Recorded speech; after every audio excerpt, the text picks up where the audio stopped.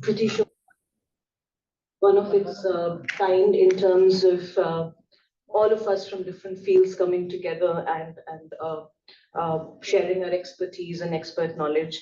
And I would like to welcome you all on that.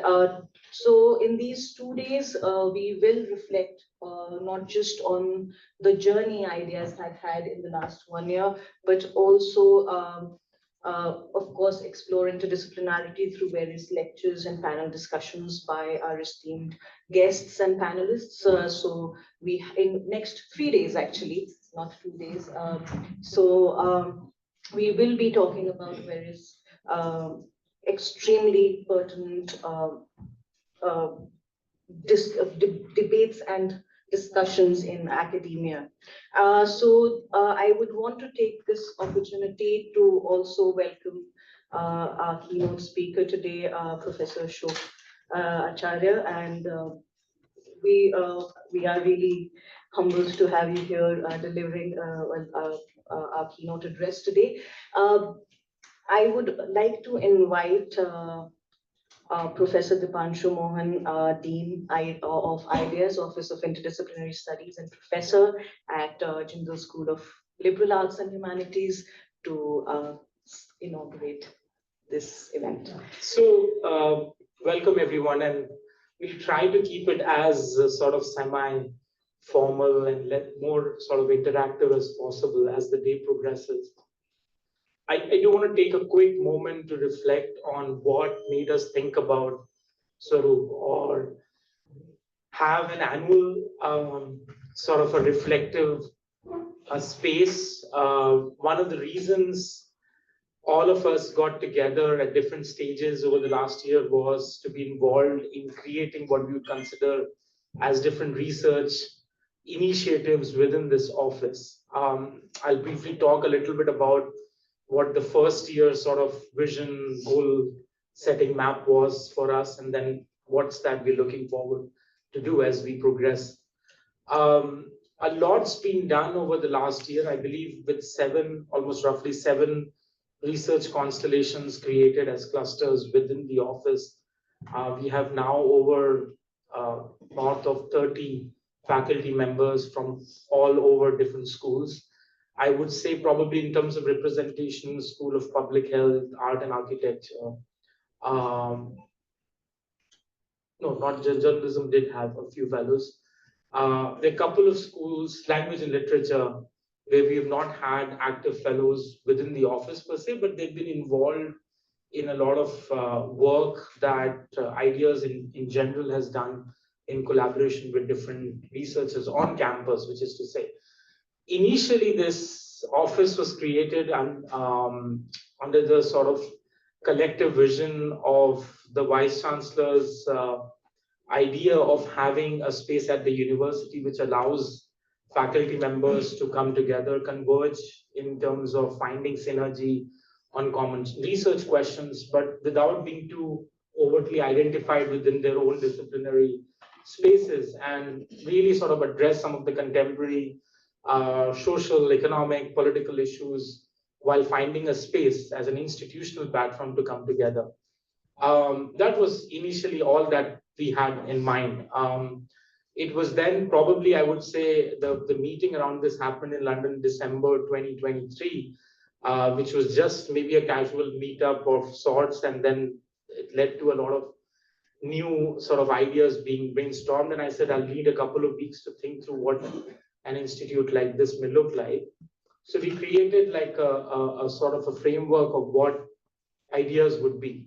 A lot of people feel that ideas it's something which is aligned with the university, core university values as well. The acronym for that has been also ideas. But in our reference, we coined it in the reference of interdisciplinary engagement across social sciences, because the university's main sort of intellectual character of sorts has been embedded in different fields within social sciences. The other purpose was for also having space or initiatives within the office which would allow empirical data collection work to be sort of regulated in a more periodic cycle, within the vicinity or proximity of Sonipat, NCR in the initial context, but to use that as a space of also developing closer partnerships with civil society organizations, social organizations. So we had, a lot of discussion in, I would say, the months of February, March last year about what these initiatives or constellations would look like. I mean, none of this would have been possible without the constellation leads, all of whom are present here today to talk about their own respective constellations. But we didn't want these to be seen as fiefdoms of their own intellectual creation. The idea was always that this would be a space where any intellectual mind could find converging research question and sort of approach a faculty and say, all right, I'm interested in working on a couple of projects. This is what I have in mind. But to do so in an order of ensuring collaborative practice, some degree of professional integration of thought, um, and reconciling disciplinary differences. These are all three factors. I was trying to understand that in institutional practice, what are the key challenges or barriers to interdisciplinary research? So I want to very quickly take a couple of minutes to talk about it because it's not been a very easy exercise. The whole last year has gone in a lot of discussions, I would say to a certain extent negotiations.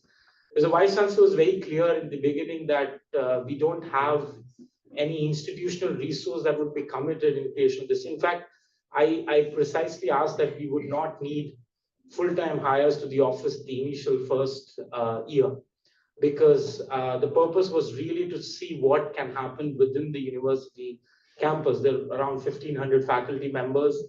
A lot of them are staying right here. We often tend to not meet, connect, know who's working on what areas. So it was very insulated and insular in its approach in the first year. We did realize that a lot of faculty had already embedded networks of collaborators working in sort of different institutions. And it's then we started thinking about sort of an orbit of member associates who could work. So then there was questions around finding mentors, advisors. So we had an advisory council sort of an approach. So it's been extremely organic. I mean, with every week, there were new sort of disruptive ideas. And it's because of the leadership team that really a lot of this happened. I mean, I must compliment Namesh, Preeti, Divya, um, everyone. I mean, in the leadership team, it was the core of this unit which started thinking about what we needed to do. Not everybody, I mean, stuck, out because faculty members had their school responsibilities and they were doing all of this over and above that. And still, it's pretty much the case for a lot of faculties who are affiliated with the office. But what we had initially in mind was a vision to, I think, really acknowledge in some sense that implicitly there's a crisis in social science when it comes to disciplines generally. Every discipline in social science right now is sort of facing a perpetual, deeply intense crisis of theory, practice, methods, sort of a contemporary inhibition of being able to reflect on classics and sort of apply it and have a canvas to look at.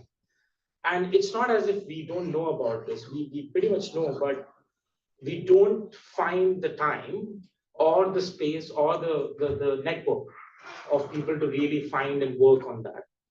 And what I felt was that it's a long journey. You would require people to come together and find their own home or ground in maybe a few years down the line. It won't happen overnight. If you're thinking about being part of a constellation or a cluster, you have to see yourself being part of it maybe 3 years, 4 years down the line. You need to have your own self sort of generated projects. The institution can do only that much. You can have space, you can have whatever events you want to plan as part of what activities that you want to think. But the conversations need to be a lot about what you want to do. And I felt that the first starting point for us was really in terms of acknowledging that there's a crisis. within disciplines, it's practice. And with that, you can have common research objectives and questions coming about. Um, I remember the first inaugural event that Sherman had organized on the history of, I would say, economic thought, but generally with a lot of focus in India, again, as a very sort of a collaborative space among scholars working on HIT. Um, and a fascinating discussion started. It was, I think, an online workshop or a 2-day sort of symposium that had been organized. And since then, we have not stopped. There's a lot of churn of activities after activities. In fact, I keep sort of approaching almost each and every faculty so many times to have brainstorming conversations that's almost annoying. And I've been that for a good year. We have branched out for a lot of people wondering what sort of the next step is. The constellations are here. They will now sort of evolve with every year. We have the plan of having a constellation on global law and justice. We're still working out the broader tenets of what it would look like. Professor Chimney has sort of helped conceptualize what that constellation or what verticals that would have. But beyond that, what we are looking at is research initiatives. There are 3 of those: solidarities, grassroots action program, and molding methods, which would continuously engage with scholars, not just those who are present here, but those who are working on common research areas of mutual interest, not just to faculty, but also younger scholars, PhD students. We have a lot of ground to cover in involving PhD students. I mean, me and Amish, I think, have been really trying hard that the university doctoral student fraternity finds a space within ideas to sort of collaborate with faculty. We've had a lot of meetings with the doctoral studies office. So it's a lot of work in progress. It will always be in a certain sense. I mean, I feel that when I mentioned to the Vice Chancellor, the first 3 years is going to be not that easy in terms of, and I would commit myself to leading the institute for at least those 3 years. After that, we can always find leadership who would germinate from the organic growth of leaders who are coming within the institute. But at least for that period, we'll continually evolve. One evolutionary sort of exercise for us was creating a master's program, which is starting this fall. It's an MSc development practice program. We've had faculty members, some of whom are here. So we're really looking forward to that. That would have an online version. There's a vision to do an MRes development practice program, which is the 2nd-year pathway for the first-year degree, but it will be also its own independent research degree, and maybe hopefully at some point of time look towards a PhD program that starts from the office. And I think that's pretty much it, what an office or an institute can do. I must compliment and thank, before I pass the sort of thanks to Dean Sudarshan, who has been, of course, more than anything, an intellectual mentor personally to me, but also to the kind of creative disruption that comes on many things within the campus. He's always pushed a lot of us, especially younger scholars, to think beyond traditional disciplinary norms. He's advocated for a very sort of, even in some cases, provocatively anti-discipline approach, which you need for creative thinking. There are a lot of ideas that we're able to sort of think, and I mean, he's always been there to guide us. The Vice Chancellor, who I feel has given us the support in having the institutional space to do what we wanted to do. I mean, I must confess that there's absolutely no restriction or inhibition in terms of, I mean, we're living in a very interesting time institutionally for the kind of socio-political engagements we can do, not just on campus, but generally in public engagements. But the Vice Chancellor has really put a lot of faith and trust. So we have that responsibility. I've committed and asked the academic program dean to make the MSc program as one of the best programs in the country and work towards that in the next 3 years, because this is going to be a very critical space coming in. In NCR, it's one of the spaces which should have ideally a very good development studies and practice program. So a lot to do, a lot ahead. But principally, these 2 days about reflection, connecting with each other, really. I am guilty of not being able to do a lot more of engagements where all of the constellations can come together. But we hope to do that more often. Maybe also not just on campus, but find spaces that we can probably identify where you sort of probably travel to and think beyond and outside the campus contours. So with that, I would like to thank each one of you who are here, especially also a lot of people who've come in from Delhi who are keen to know more about ideas and have taken time. So thank you so much. Sudarshan, off to you. Thank you very much, Dipanshu. It's always a pleasure to be associated with this interdisciplinary engagement across social sciences, ideas that Dipanshu has pioneered. I think before anything else, I have to, even though it's a public forum, I extend some personal thanks to Dipanshu for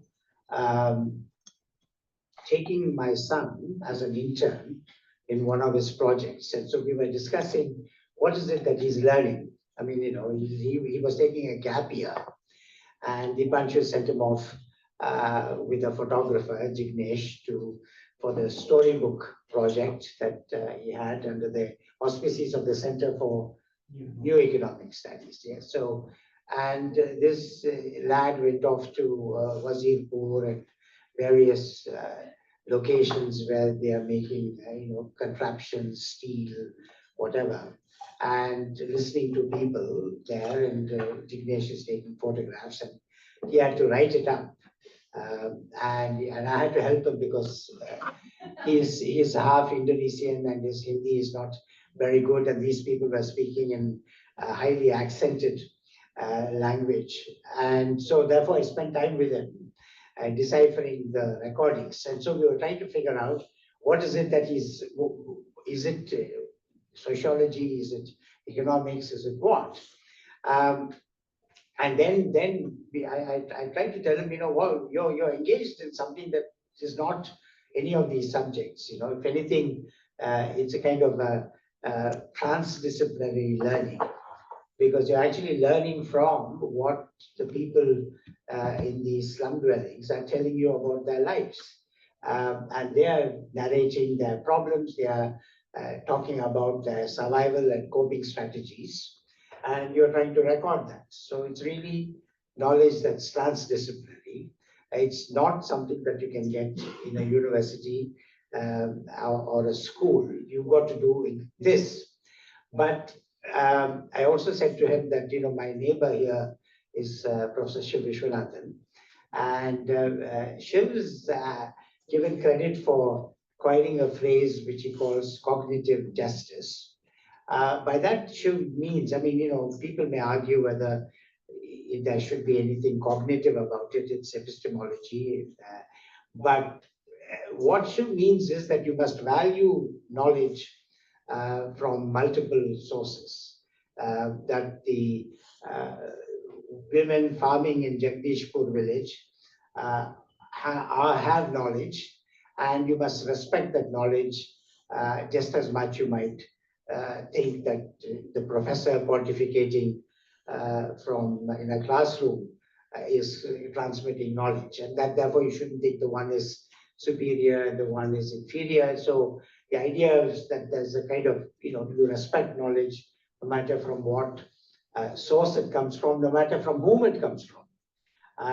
That you don't, say that somebody with, often universities go around saying, we employ, X number of graduates who got qualifications from the 100 top universities. That's contra to what Shiv Vishwanathan would argue. It doesn't matter whether you got your degree from, what are ranked as the top universities, and the ranking itself is a dubious exercise anyway. I won't go into that. But just this, that you got to respect knowledge from whatever source it comes from. So that's one thing. So thank you. That stood him in good stead. It's helped my son to, go on to be clear about what he wants to study and so on. How was that? So now the idea is, the problem is that, disciplines have kind of evolved. I mean, if you think about it, I mean, I was in studied in Cambridge, and I was a research fellow at St. John's. I was teaching a subject I didn't like to undergraduate students as a tutor, economics. I thought by then I'd lapsed as an economist, and my interest in Cambridge was really in constitutional law and judicial review of economic legislation. That was my research interest. But then once you're in Cambridge, you kind of realize that there's such a history to the university. And of course, the great person in Cambridge history is Isaac Newton. And there's Trinity College.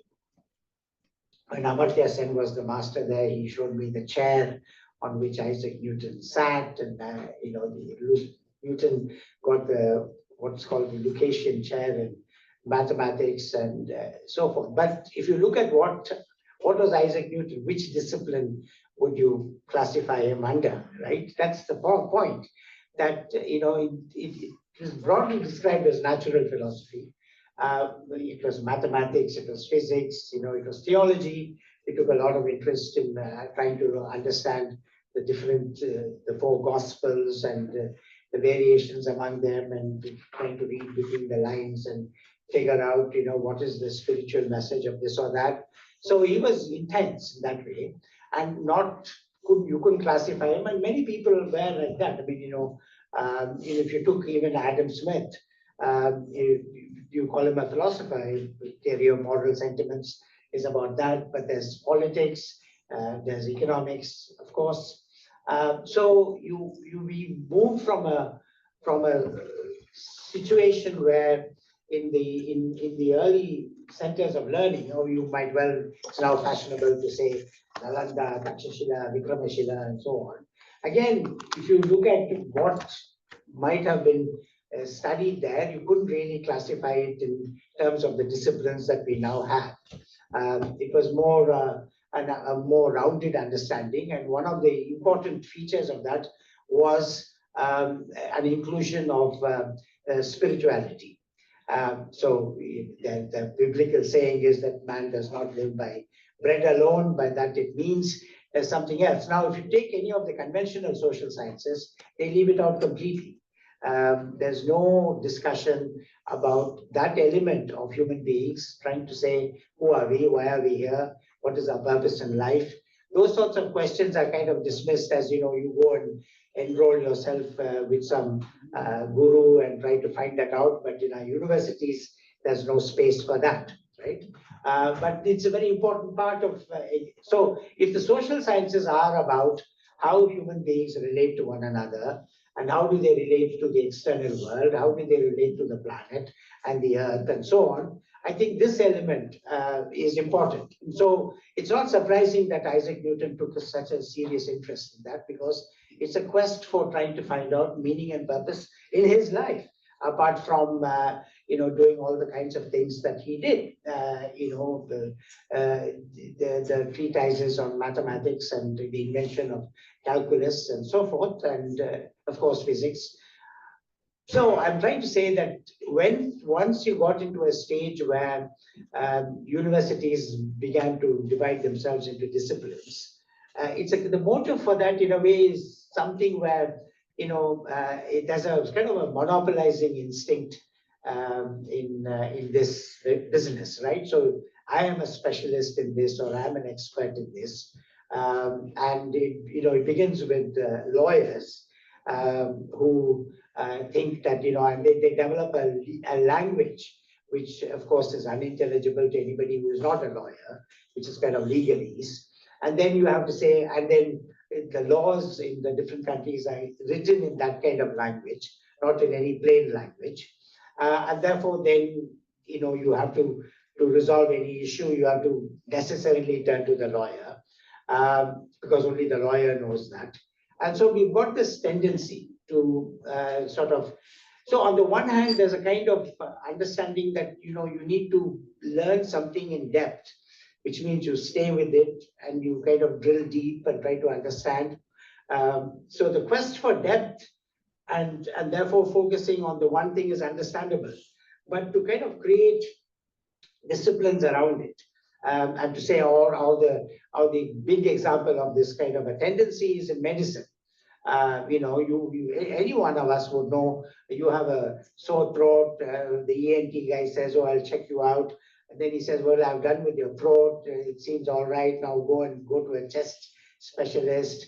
Get a bronchoscopy done, and so on." So you're treating the person in the different parts of the body, whereas people would talk about the old days when the general practitioner would come along and take your pulse and chat with you, ask you about your family and how you feel about your children, whatever, sniff around actually, smell, and then come to a diagnosis, right? So and there's no evidence to prove that they were systematically wrong in their diagnosis, and it seemed all right. But now, the more you know about the different organs and their molecular structure and what they do and so on, all that specialization has led to a fragmentation of medicine, in a way risking its main purpose, which is the healing of people, right? So the doctor is no longer a healer. The doctor is a specialist. He's specializing in one organ in your body, and if that seems to be connected to another organ, then you are sent off to another set of experts and another set of tests and so on. So these have been the tendency is, but then it helps, like lawyers trying to earn fees because only they know this.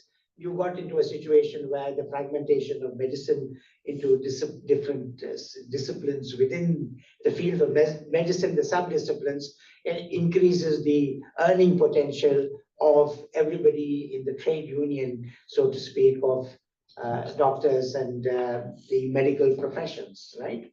So we've got this problem with disciplines, but then when we educate our students, we say, "Oh, you've got to have a kind of a T personality, that you must have, you must have a range, know a number of disciplines, so know a lot of things, but then try to specialize in the one thing." So you want the range there, and you want the depth here, and then you are around with personality. So that's kind of what I think our admissions office and so on tells students, that we'll try to make you into this kind of an individual. This is where the market wants people like that kind of thing. But how do you get there, right? That is really a challenge within a university now that. So I started the School of Public Policy. I mean, I had never done anything except reluctantly teach some economics to undergraduates in Cambridge. I'd never done any teaching. And so I come here and start the school. Now, public policy, what is it? Is it a discipline? I don't know. I mean, I don't think it is. First question, people will say, "Oh, we've always had public administration in the Indian universities. What is different about public policy?" Frankly, I couldn't tell what's the difference between public administration and public policy. When you look up the stuff, and say how do they define it? It seems like this, that public administration is about how you actually implement or execute policies. So you've got to know which actor in the state system is responsible for what, and someone else has made the policy, right? So that's public administration. And then you hear phrases that often is common in India, which is say our policies are very good, but the implementation is bad. Now, when I heard that, I thought, I mean, what kind of a statement is this? It's a nonsensical statement, actually, but it passes off. There'll be editorials in newspapers that kind of say, good policy, bad implementation. How can you call a policy good if it doesn't achieve its objectives, right? So in the design of the policy itself, you must take into account what might be the challenges of implementation and so on, and not simply to say because very intelligent people, particularly those in the Indian administrative service who bested the competition of thousands of people and have got into the system. Therefore, by definition, they are smart, and therefore, if they formulate a policy, that policy must be good, right?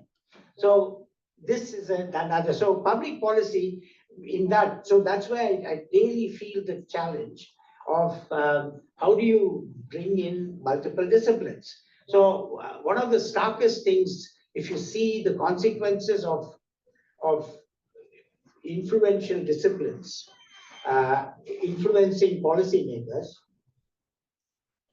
the classic example of that is what happened during COVID, when the Prime Minister came on. Before, we had about 300 cases in Mumbai and about 400 cases in Bangalore at that time.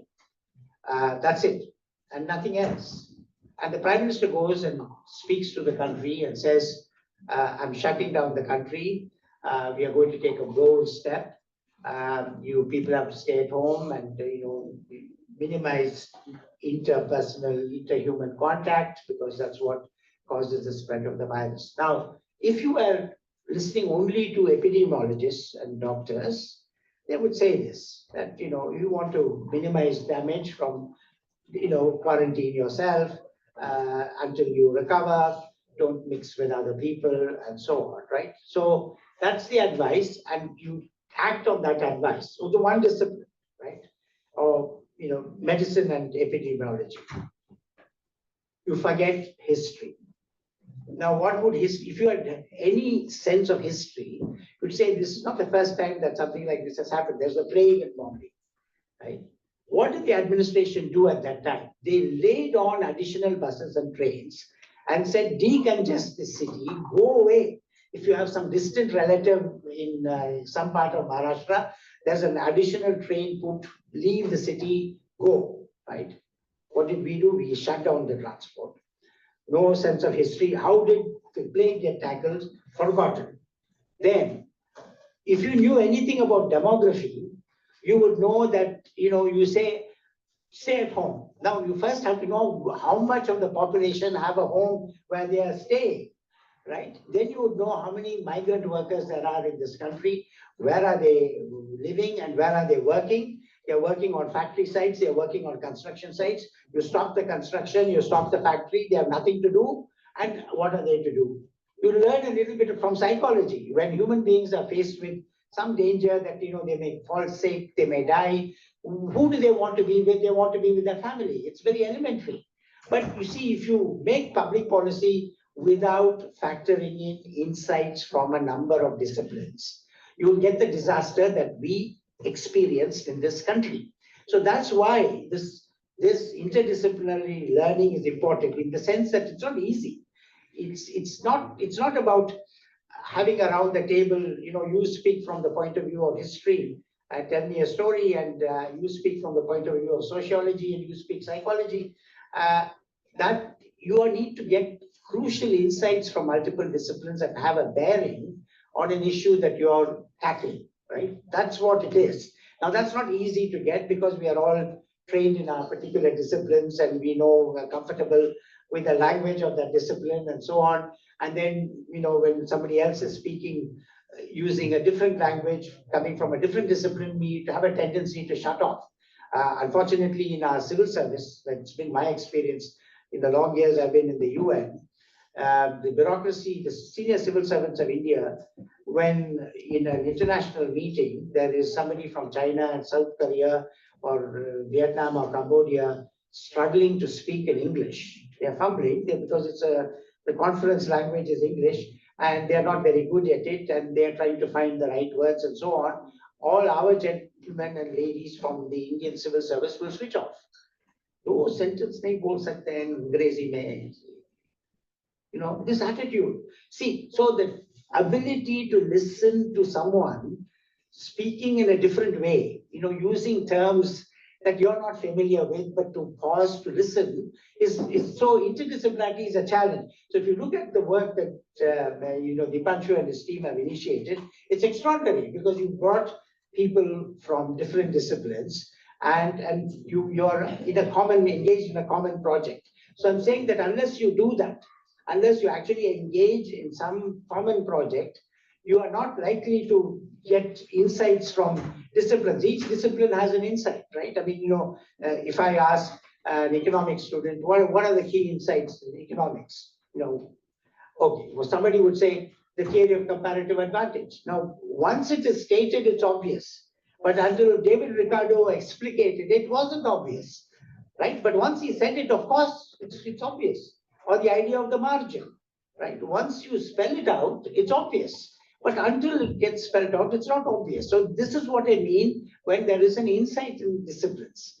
And multiple disciplines have multiple insights. But to bring them together and to work with that is a big challenge. So it's not multidisciplinarity, we are talking about interdisciplinarity. Now, whether you put a hyphen between the inter and the discipline, or you use it as a one word and so on, is not the point. The point is that you are looking for insights. You're not wanting to be the master of all of these disciplines. You don't need to be that. You have to say, in this particular issue, if I'm tackling COVID, what disciplines will inform me about how to deal with it? You know, anything. If you're tackling with livelihoods, you're tackling with the problem of, you know, how is it that Haryana farmers are getting well off, but the drudgery of the women in Haryana is increasing. Why? Because, you know, the woman was tending to one buffalo. Now they are able to, you know, they get 10 buffaloes. And but the man thinks it is still the woman's job to take care of the buffalo. He will use the surplus income to buy a car or a car, you know, and go to Delhi and visit the proliferated liquor shops that we have on the scene. So in order to understand that problem, you need to get insights from multiple disciplines. Economics alone won't do it. You've got to understand a bit of culture. You've got to understand sociology. You got to understand historically, you know, how, you know, ideas get entrenched. You want to understand something of Manusmriti, right?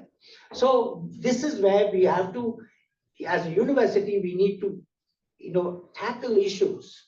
And then to say, we can tackle this issue best only if we are able to get insights from multiple disciplines. And what I told my son, what we call transdiscipline, that is, people outside of academia, they are not classifiable in any discipline, but they have knowledge that you must value, that will enrich your work. So that's what so we cannot do it, we are just teaching subjects as disciplines.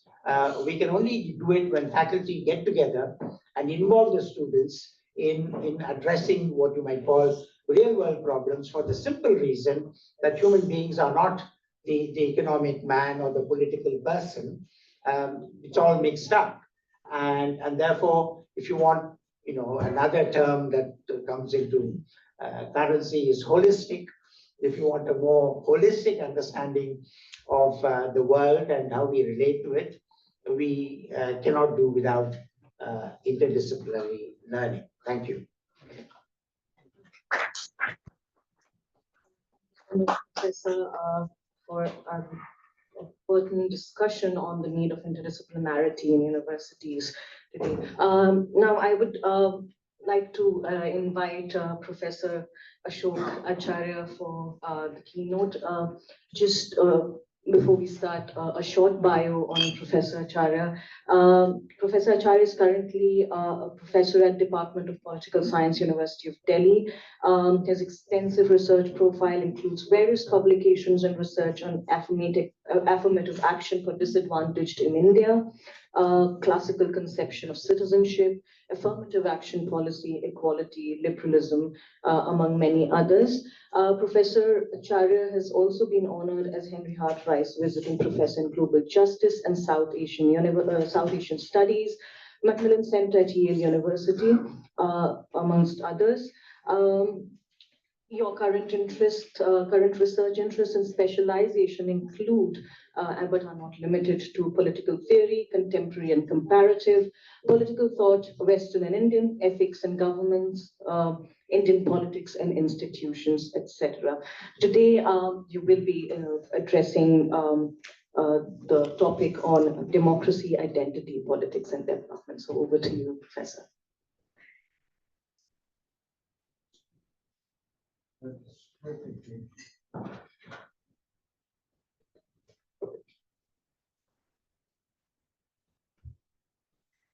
Well, Professor Sudarshan, whom I'm meeting for the just for the last 2 or 3 times, and this is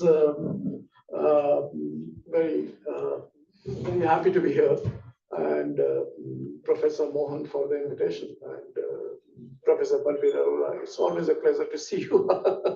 And we are seeing each other after a long gap. And then, of course, this room is full of people, many of whom I would call my friends, and as well as one of my student friend who happens to be teaching now in Jindal.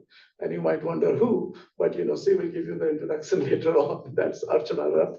So I'm very happy to be here, and let me start off by saying that I'm getting, emails from ideas almost very, very regularly, and I'm so happy to be receiving such mails. And I think that this initiative is doing wonders, not just because I'm getting those mails, but I guess they're also doing, fantastic work and all good work, and in different areas of the many. I guess there will be very few interdisciplinary initiatives by this kind of a thing. In this organized interdisciplinary, exercise going on anywhere else in the country. So I guess Jindal, of course, going from strength to strength, is adding feather to the interdisciplinary, initiative that you, along with others, have actually created. So it's a very big thing. So the moment I agreed to come here, I didn't realize, I somewhere felt, okay, I'm going to speak to a huge audience or something like that, because, and this is, blame it on my DU presence, because in DU, in Delhi University, we are almost always like performers and seldom speakers, because we walk into a class and there are 300, 500 people. And so you are performing most of the time. And of course, there is a real pleasure in that performance.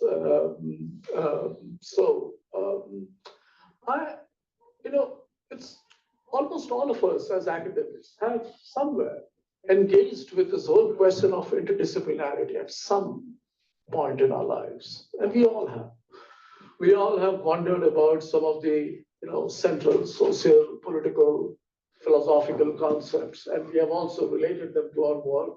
And our work has also given us some ways of thinking through and thinking anew about many of those concepts. And so it's a back and forth movement. It's a to and fro. So we don't expect, ever, whichever discipline you belong to, that theory must inform practice all the time.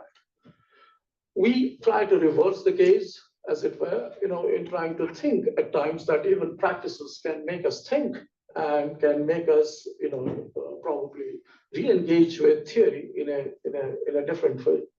So I wouldn't go too much into this, but I think one of the starting points, and I'd like to share my thoughts on what I think about, this interdisciplinarity, because many of, of the different kinds of courses I teach at the master's level, I try to bring in this. For instance, there is a course, there are courses that are designed on ethics and governance, which is more about ethics and the emerging areas of science and technology.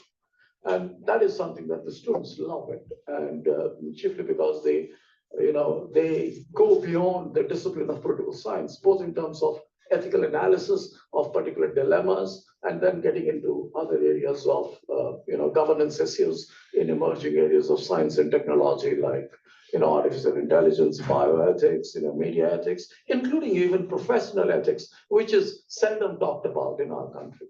And that's one time. Besides my own forte of doing, of course, political theory, Western political thought, and all that, But then there's another one that I've developed for a couple of years, especially after my involvement with such a course of designing it at Yale and then trying it back in Delhi University on global justice and the global South, and which is also so. One of the things that I might want to share this particular exercise before I get back to what I have to do, is that I usually have around 250 to 300 students always coming to this course on global justice. So there's immense interest in what gets to be taught under this in this particular course. But then right from the start, what I do is I ask, although there are not so many countries, but I say that at least 200 of you pick and choose one country of the world. And so for the rest of the session, you represent that country. And through that country perspective, you reflect on the readings. So all of you are expected to come back to the class and, and tell me what that country's story is and how does it relate to these kinds of readings. And I tell you, this has been a wonderful exercise. I started doing it when I taught abroad, and then I brought this experiment home.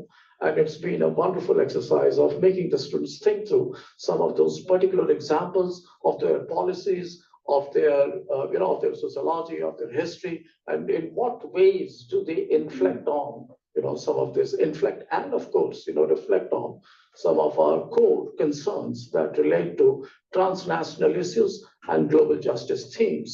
And it's been a wonderful. So in all this, I wondered at times, and at the PhD level, at the coursework, I don't know, Archana, did you do that on concepts, trends, and classics? Oh, you did that, yes. So and you were the first batch who did it, right? And so we devised a course, which was supposed to be interdisciplinary. And we said that, okay, let us have a compulsory course besides the research methods. There's a lot of importance on research methods. Actually, research methods trap us into disciplinary boundaries, I tell you. Unless and until you think through those research methods a little bit more creatively and allow your own work to make methodological interventions, of an interdisciplinary kind. They bind us at times, because there's, people always say that. And this happens more in the West than in India. In the West, it is like, this is what my discipline does it, So there's a kind of a, there is a Lakshman Rekha, all around you that you cannot cross this limit. I thought that, as parallel to this exercise, I introduced something like a concepts, trends, and classics, because I think that most of our students don't read classics. And at the same time, as a result of which, they don't even understand how to, trace the genealogy of some of the trends of thinking across social sciences and humanities on some of those counts. So then I devised upon the idea that, okay, let us have 5 or 6 concepts from where we bring in sources, disciplinary strengths bearing upon this. So let's say power, security, governance, identity, some of those core things which have a very interdisciplinary flavor to it. And then, so it is not, power is not just about Robert Dahl and Michel Foucault, but we also need to read some stuff, what economists have written, what sociologists have written, what anthropologists talk about, and all those things. And so it was a wonderful exercise in a way. And of course, as predictable as it was, the next time, it was just introduced for 1 year. So Archana, do you know that it's not being offered after that? I'm trying to reintroduce it this year because I come back to the same role now. So this I thought was a very good exercise. But then there's another thing that I want to share about interdisciplinarity, and that is, I hope I do not offend anyone here, but I think it's also important that in terms of embarking on any kind of an interdisciplinary research or initiative, it's also good that all those who promise that also know what the strengths of their own disciplines are. Unless and until you know what the strengths of your disciplines are, but with an open mind, also scout for the weaknesses and how you could fill it. For instance, I'll give you an idea. Like I do political theory, and I know that I draw a lot from what philosophers do, but not just philosophy. I also draw a lot from moral psychology, for instance. For instance, in political theory, we talk about justice of institutions. That's how John Rawls actually defined it and introduced it. But then the whole, but we miss out. In social sciences, we miss out a lot on what motivates a person to be just. That question of motivation can only come in if you have done some useful studies of moral psychology. And of course, some classic, like Plato's Republic. What motivates a person to be just? Plato had raised that very significant question, and we need to revisit that. So, okay, that said, So interdisciplinary is quite a challenge, I tell you, and it has to be done with a lot of care because we don't want to, half bake our students, to say that, oh yeah, no, you are finished products of it. No, it is, and in that sense, I think, the course on development practice that you are bringing, I think it will be much better than many of the other universities that offer it. TIS is one example I know.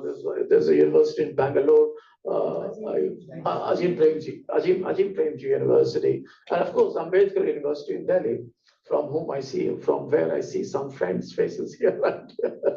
So, or some of them have actually come down to Jindal. So yeah, so these are the three places I know of, but then this could be the fourth and the best, who knows? And so only time will say.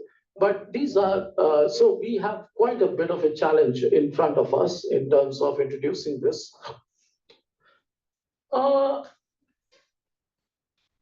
I want to unpack a little bit again from an interdisciplinary perspective, going by this. So I had made up my mind to speak on something else, but now knowing that we are speaking under the aegis of ideas, I think I will, just rejig all that I plan to say, and then speak more from an interdisciplinary perspective, and also from a practice point of view, not just an interdisciplinary perspective. It might amaze some of us if we, democracy is a very oft-used term. Anybody who's asked to define democracy, gives that famous definition of Abraham Lincoln, of by and for, or of for and by, or whatever it is, in whichever order. But if you go to the history of it, the idea was very, very interdisciplinary. Democracy and political equality. And this is something, we don't much bother to know. Where did this word come from? And what kind of discipline actually? So it was not something like a manna from heaven that fell on us. Okay, here are this idea. This is the idea of democracy. So accept it and all. No, it took a long time. And if some of you, and most of you would know, but some of you would be startled to also, recognize that the idea began as an imagination. It was a poetic imagination, imagined by poets, that, that there was an inequality also in Greek society. And so people were,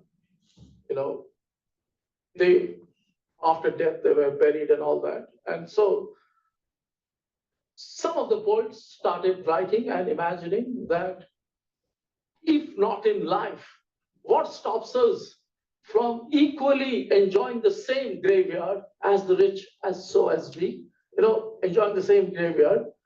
And so if not in life, but at least after death, we can all be buried beside each other. And that was a very radical poetry in a way. The other poetry was that, all the city-states were constantly in war with each other. You would know that, right? Often to the extent of trying to, decimate each other. They would kill each other. So, but that is the first sentiment of, the patriotism was not nationalism. It came from the urge to fight for your city.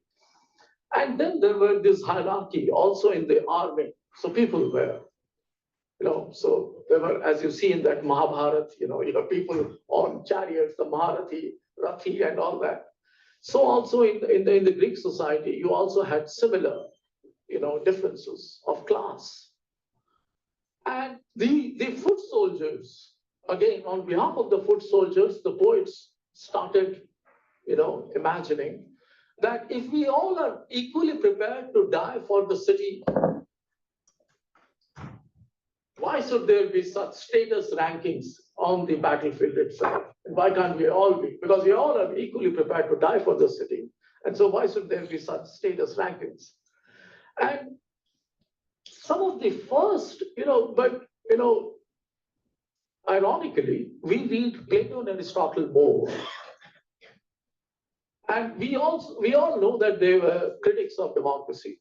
But there were two others, and you may have heard the names, that is Solon and Cleisthenes, who were the first ones to bring democracy into practice, much before even Plato and Aristotle wrote on this. And so Solon, at least before Aristotle, Solon was invited from outside of Athens, a foreigner, to come and give Athens its best laws without any bias, without any prejudice, because Solon didn't belong to Athens. And they thought that the best person to give laws to a country has to be someone from the outside, has to be what you would call an impartial judge from it. The first reform that Solon gave was mind-boggling. He said that, so people who were the poor were in debt of the rich. And so Solon said that democracy cannot survive the first test unless and until the rich write off all the debts owed to the poor. That is, unless and until we brought about some kind of an economic equality, the city will always have this kinds of class divisions. And Cleisthenes later on comes on to propose a different kind of a reform, that which goes into the heart of identity politics now, as we understand it. So Greek societies had many demes, D-E-M-E-S, demes, or demes, we call it. So the demes were many. And so it was a city-state, but there were people still living in the city, then there was a countryside, people living in the hills and all that. And so they had their own ethnic loyalties to each other. So what Cleisthenes did an administrative restructuring of the entire city-state and say, no, we will divide them geographically, and there should be only 10 demes. Contrast it to the linguistic organization of the states today. I'm not in judgment. I'm just trying to contrast. That is, when did this start? And and where are we now? I will come to that a little later. So when I'm trying to reflect on the origins of democracy, what I'm trying to say is that it is in origin, in practice, as many of the beautiful, practices related to development is all about. But what has happened in modern times, and democracy, as you know, didn't survive. So it was just a 5th, 6th century BC experiment, and then democracy was wiped off. And it was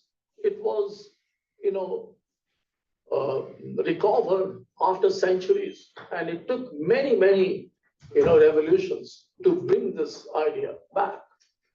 And the modern ideas, and especially the 20th century, where it was seen, 20th century is to be seen as a century of fierce ideological contestations, so much so that it has warped our own thinking and has always placed us on a left-right spectrum all the time. Whereas it is not exactly the case that, especially if we come to the whole question of development, we don't have to relate everything on a left-right spectrum. There are many issues that scream for our attention that do not just get confined to the left-right spectrum. So this is, call it the residue or the baggage of 20th century, which many of us in this room are, have inherited it very directly. I can talk about Professor Sudarshan, Professor Arora, all those who were born in the last century. But for those of you who were a lot younger than us, you probably don't carry that sort of an ideological baggage. But it is, so understandings and theorizations on democracy in the 20th century was more as a response to the kind of ideological contestations that took place in the last century and in between the different ideologies.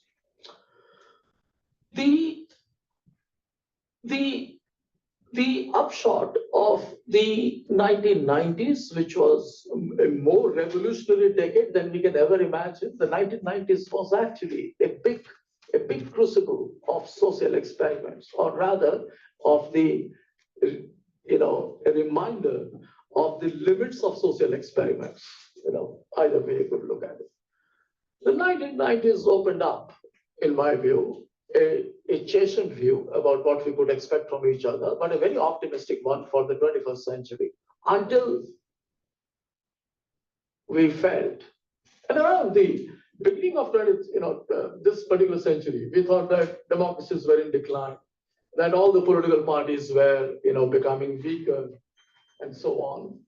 And that prompted people like Robert Putnam and others to write about the declining social capital and all that. So democratic transitions were taking place, but consolidation was not taking place. So there was a serious worry.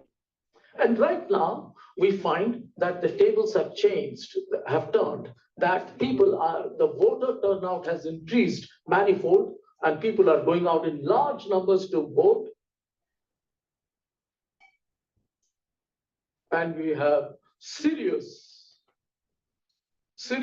jokers coming to the forefront as leaders, and all of a sudden we find that democracy is tagged to that one big identity, to that one big political collective identity called the nation, right? So this is what we see in 21st century. But there are other kinds of trends, and I don't want to speak on that. You might accuse me of being too optimistic, because I still think that this is a blip in that radar, and this is going to change after a while. Because in my own view, I think, as we are becoming more and more cosmopolitan, we would be less and less mindful of these kinds of things. And so, okay, I will keep that experiment for the side for the moment, because it can be ruffling. Now, what has happened with the recent record of democracy? The recent record of democracy tells us, and I will try to be short here, is that it's a mixed record. Democracy, if it has been successful, has also been successful because of the mobilization of the idea of nation state, right? On the other hand, some of the failures of democracy are also attributed to identity politics. So in one sense, democracy is delivering on one hand what it is taking away from with the other hand. It's a mixed record, right? So the success of democracy owes itself to this kind of a collective identity called the nation. And yet we find that other kinds of nationalism, or competing nationalisms, as it were, at different levels, also take away all that credit that is owed to democracy. So call it the dysfunction of democracy. We don't know what kind of democracies. And so many of us have been thinking about how do we bring in and respect the whole question of diversity within a democracy. How do democracies survive in a diverse societies? That is something we have been thinking about until 9/11 came. And we have dropped the question of diversity like a hot potato. We don't want to touch it. We don't want to talk about it. We don't want to engage about it. And yet there is a nagging fear all in our minds that what is going on around us, is it good? Is it bad? Where is it taking us? But one thing I want to stress upon this one thing here, and that is in relation to both, democracy, identity politics, and development. And that is that every democracy has a founding moment, right? Which defines who we the people are. And that we is also constitutive of a diversity. It is not a we that sits in top of the smaller we's that constitute that big we. That's the founding moment of any democracy. And no democracy will ever survive if we keep going back and questioning that founding moment and raise questions about how did we become we. Let us re-examine that we-ness. Once you do that, it is a never-ending story. As demography changes, so also our questions will change. But what we could do instead is, instead of going back and questioning the foundations of any democracy, which are usually secured by the constitutions, is talk about what are our goals, call them the developmental goals or whatever. Where are we going? Probably we can have a debate on where are we going, rather than should we always be looking backwards and seeing where did we come from. So I think this fundamental error, I think this, we need to be very clear about not touching upon the foundational issues so much, because that is a very sacrosanct, call it a contract between people as to how they came together. And then worry more about where are we going. But even in this, even on the question of on where are we going, I think we can only talk about the whole, what we think are common goals. But who decides what those common goals are? It is not the common good. Now, this is a term that has been used mostly in political theory and philosophers and social scientists and all that, and it has a very conservative tone to it. I ask you, what is national interest? Who defines it?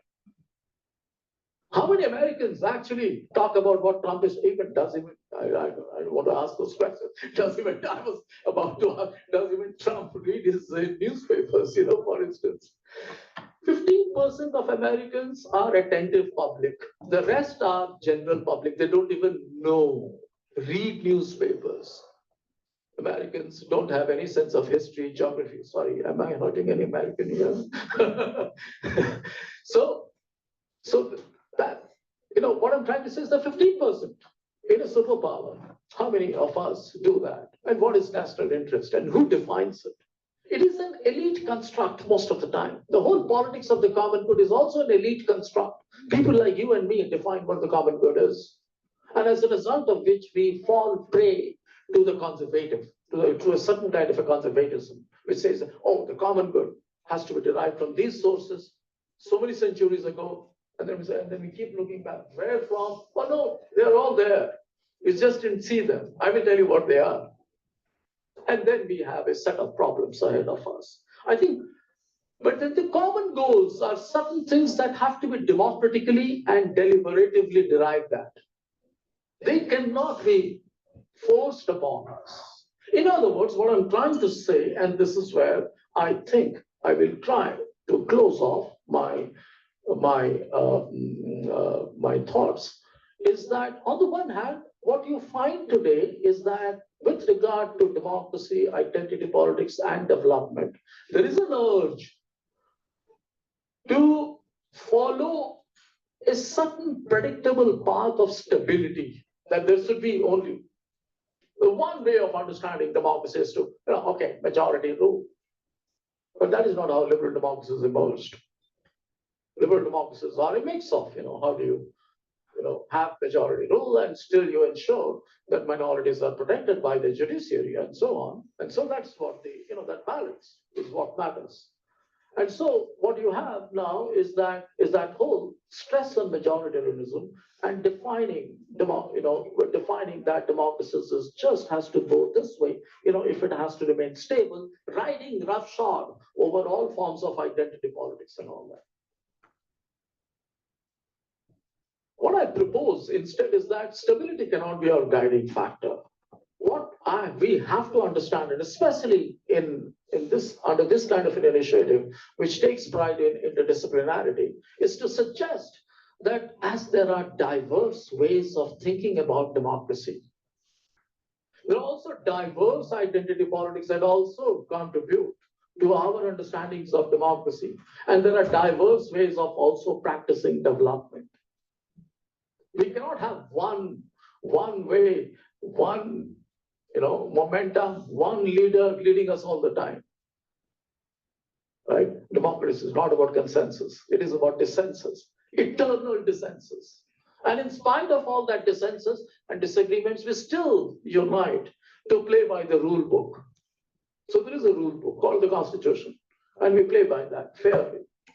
And so if we look at the necessity of underscoring the significance of diversity across democracy, identity politics, and development, I think we are well on our path to understanding the depths of each one of these, realizing at the same time And this is important, that even while we are trying to play around with diversity, that the market has made significant inroads into the understanding of democracy, into the understanding of identity politics, into also, telling us what's possible and what's not possible so far as our development paradigms are concerned. I'll give you an example and I will end with that. For instance, I think many of us do not find it politically correct to speak so, but I will, stick my neck out here and I will say something which could be politically incorrect, although for long years I've worked on affirmative action and all that. But I think it's time that we need to go, think beyond that, those kinds of, that narrow social justice kind of a thinking. And I'm sticking my neck out. I think there is, many of us, and if I go to a classroom and I meet students, I go to any of the colleges, I feel most of my students are more interested in the questions of equal opportunity rather than these kinds of, social justice rhetoric of reservations and all that and affirmative action. And equal opportunity is not easy to deliver, by the way. It doesn't always cater to the market. But, if I look at political science, how equal opportunities, I find a set of rhetoric. I have to understand what economists are saying about what is that inequality of opportunity and what are those unequal circumstances. And until I understand that. And so I'm making my students actually read economics on how are opportunity sets themselves made and what are the inequality. We will never have a good understanding of what equality of opportunity is all about. But this is what I'm trying to say is that we don't have to be led by the market, but we need to be market sensitive at the same time. And this is something we can ill afford to ignore. So some of us who have been educated with a certain kind of an ideological baggage need to open up. And that's the only way to transcend disciplinary boundaries in my view. But I hope I've done a short shrift of all those things, democracy, identity, politics, and development. But I tried doing that within an interdisciplinary lens. But thank you so much for your patience with listening to me. Thank you so much. So I just have a very quick point to a few things that Professor Charles said. We're planning to start a sort of a student-based reading group circle. I was looking at pointers that could be themes in those buckets of what would be read, especially young PhD students would be leading those reading circles because it's for them a good sort of a revision of classics or getting access to it. And I've made a lot of notes from what could be the case. So I really thank you for coming and sketching and putting a very bright canvas for us to reflect. So I think we'll just move to the. Maybe we can have 5 minutes for if anyone has So any what questions. we could do is probably I was hoping that we dive into the panel and then we'll have questions which could sort of take us back to the entire thing so that everybody gets a chance because we have a very tight schedule today with presentations for each constellation lined up post the panel. So with them, please. Sure, let's. Thank you so much. Thank you so much, Professor, for the wonderful insights. Hi, thank you. I didn't realize I would be chairing 2 panels. This obviously improves my social status a little bit to have the first panel, handed over to me as well. So I'm going to try to keep this panel a little bit more interactive. What I wanted to do was to make sure that there is more interaction from the audience and everyone sort of gets in on this. But I suppose I have started wrong. I should start with introducing myself. My name is Vidya Subramanian. I teach at the law school. And I also work with ideas as a co-lead of a constellation called Justice, Urban Spaces and Technology, nicely acronym to JUST, which we like. So let me tell you what this hour, we have an hour, right? Aditi, we're doing an hour, yeah? Okay. So the way we had planned this was that we will, as advertised, be talking about organizational frameworks for interdisciplinarity and collaborative research. I will introduce the panel, who I really had hoped I would meet first before the, in the coffee break, but here we are. this is how academics works. You get thrown into interdisciplinary moments and, you make do. I will introduce everyone and then I will pose one opening question to each of our panelists and they will speak for about 5 minutes. Is that all right? 5 minutes to each speaker. And then I will encourage everyone to sort of respond to each other. And now since we have 3 extra people on the panel as well, Professor Sudarshan and Professor Acharya. The questions that So I was hoping that everybody will then jump in to sort of discuss the points that will be raised in the first 5 minutes by first 20 minutes by our 4 speakers. And I'm hoping there will be some fights that will break out, which would be, quite nice if I will try my best, I promise. Instigate, yeah, that is, I take my role very seriously as an instigator. I do this in class as well. It's always more fun when people fight. And after that, what I will do is we will open this out to everyone in the audience and hopefully everyone will have a chance to come and discuss, say things, because we've all been thinking about the idea of interdisciplinarity for a while now. And since most of us do sort of, live in all of these different spaces, I'm hoping there will be a lot of interaction from the audience as well. And then I will go back to each of our panelists for one final sort of one thought, one takeaway, one sort of key challenge that you see, something like that, and then we'll call it to a close. This is also the point at which I give everyone 1 minute to check that all your phones are on silent and will not ring out in the next hour. All right, let me get to the next point, which is to introduce, I have the great pleasure of introducing our 4 panelists. Dr. Balveer Arora is Professor Emeritus and Founder Chairman of the Institute of Social Sciences Center for Multi-Level Federalism, New Delhi. He was Professor of Political Science and Rector of Jawaharlal Nehru University. He's written extensively on India's federal democracy and currently helms an IIC project with the same title.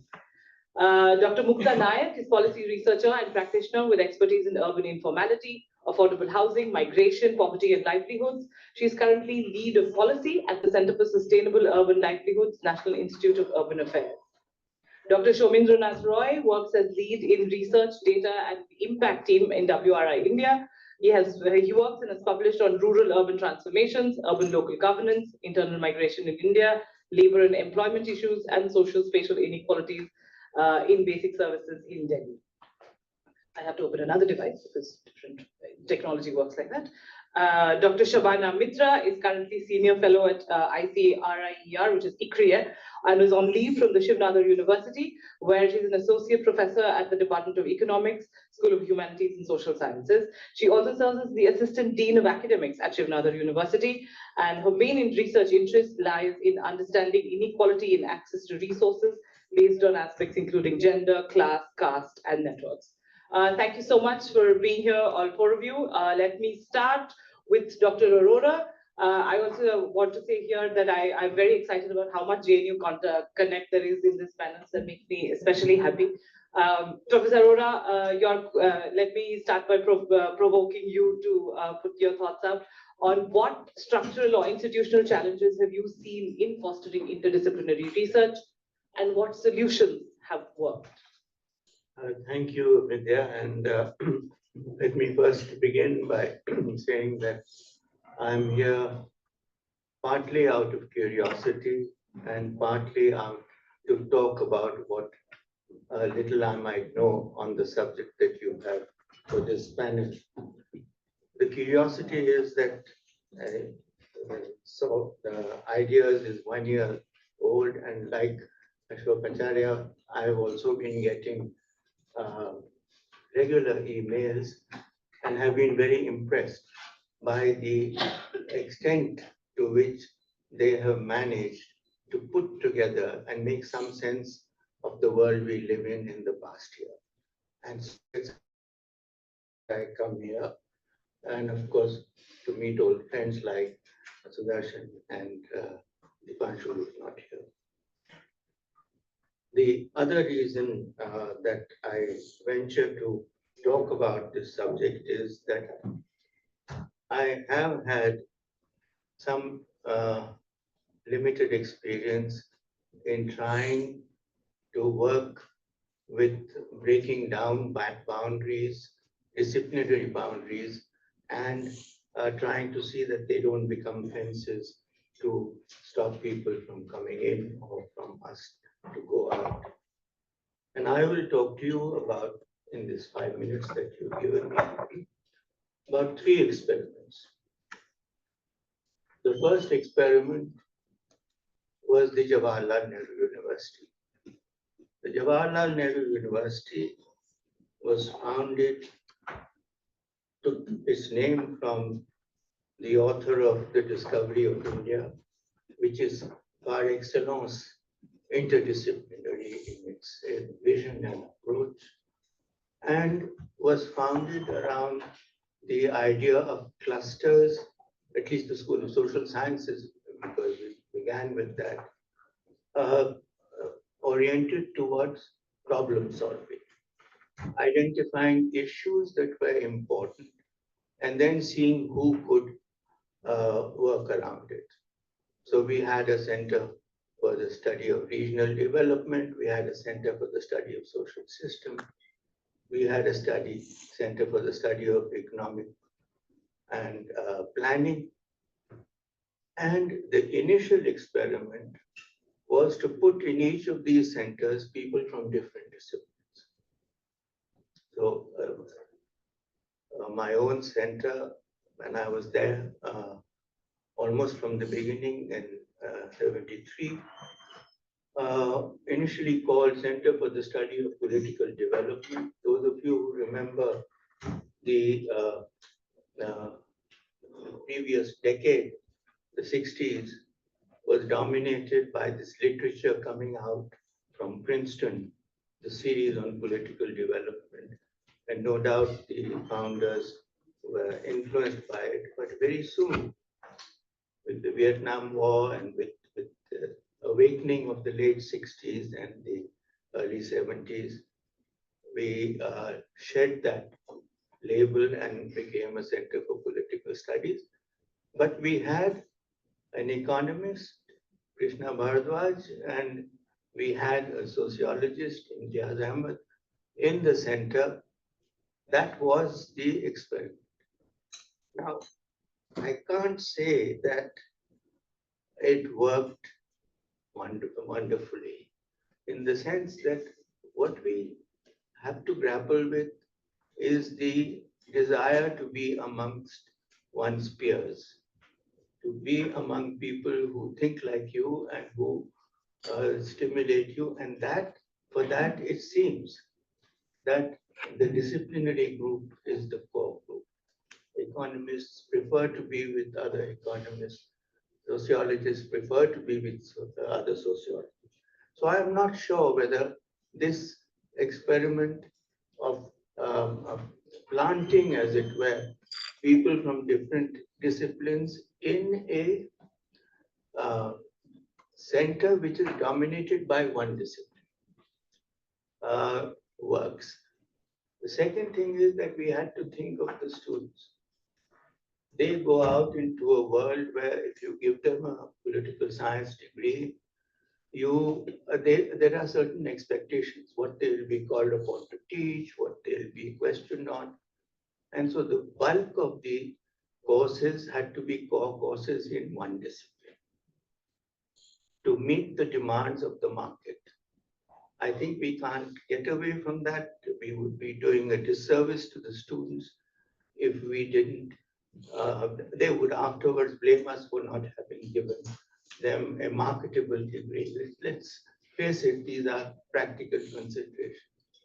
So what we found was that the core courses began to dominate, and the scope for bringing in other disciplines, the optionals or the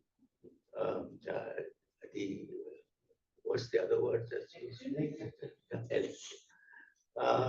They began to get squeezed. So that was one experiment. The second experiment that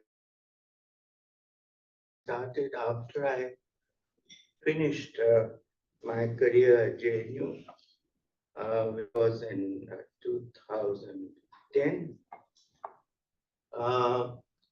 when I set up the Center for Multi-Level Federalism. Now, this was established as a multidisciplinary venture with a vision.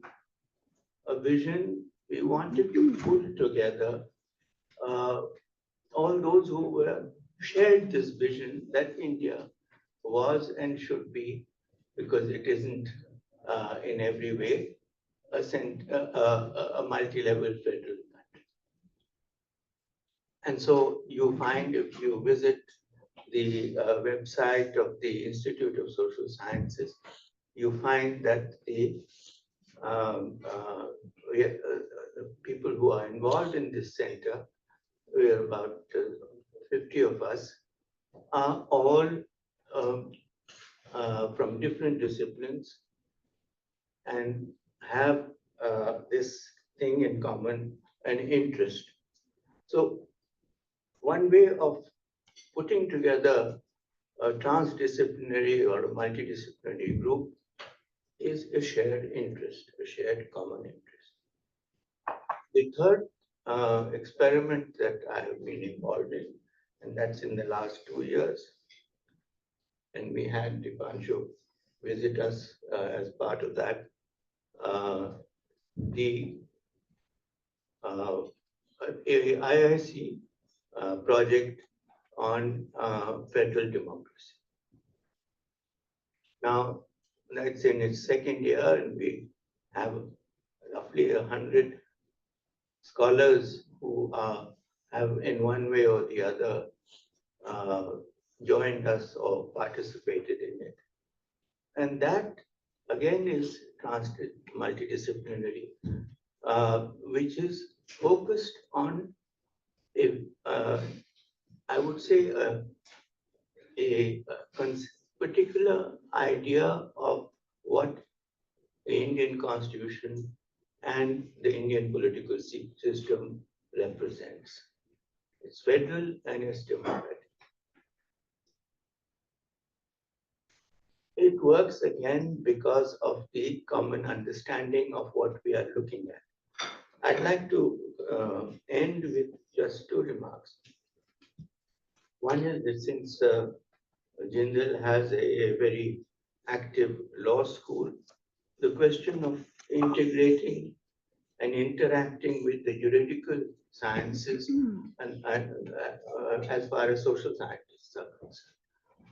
We do have a little bit of constitutional law and political science, but I have had a very good experience in this federal democracy project of having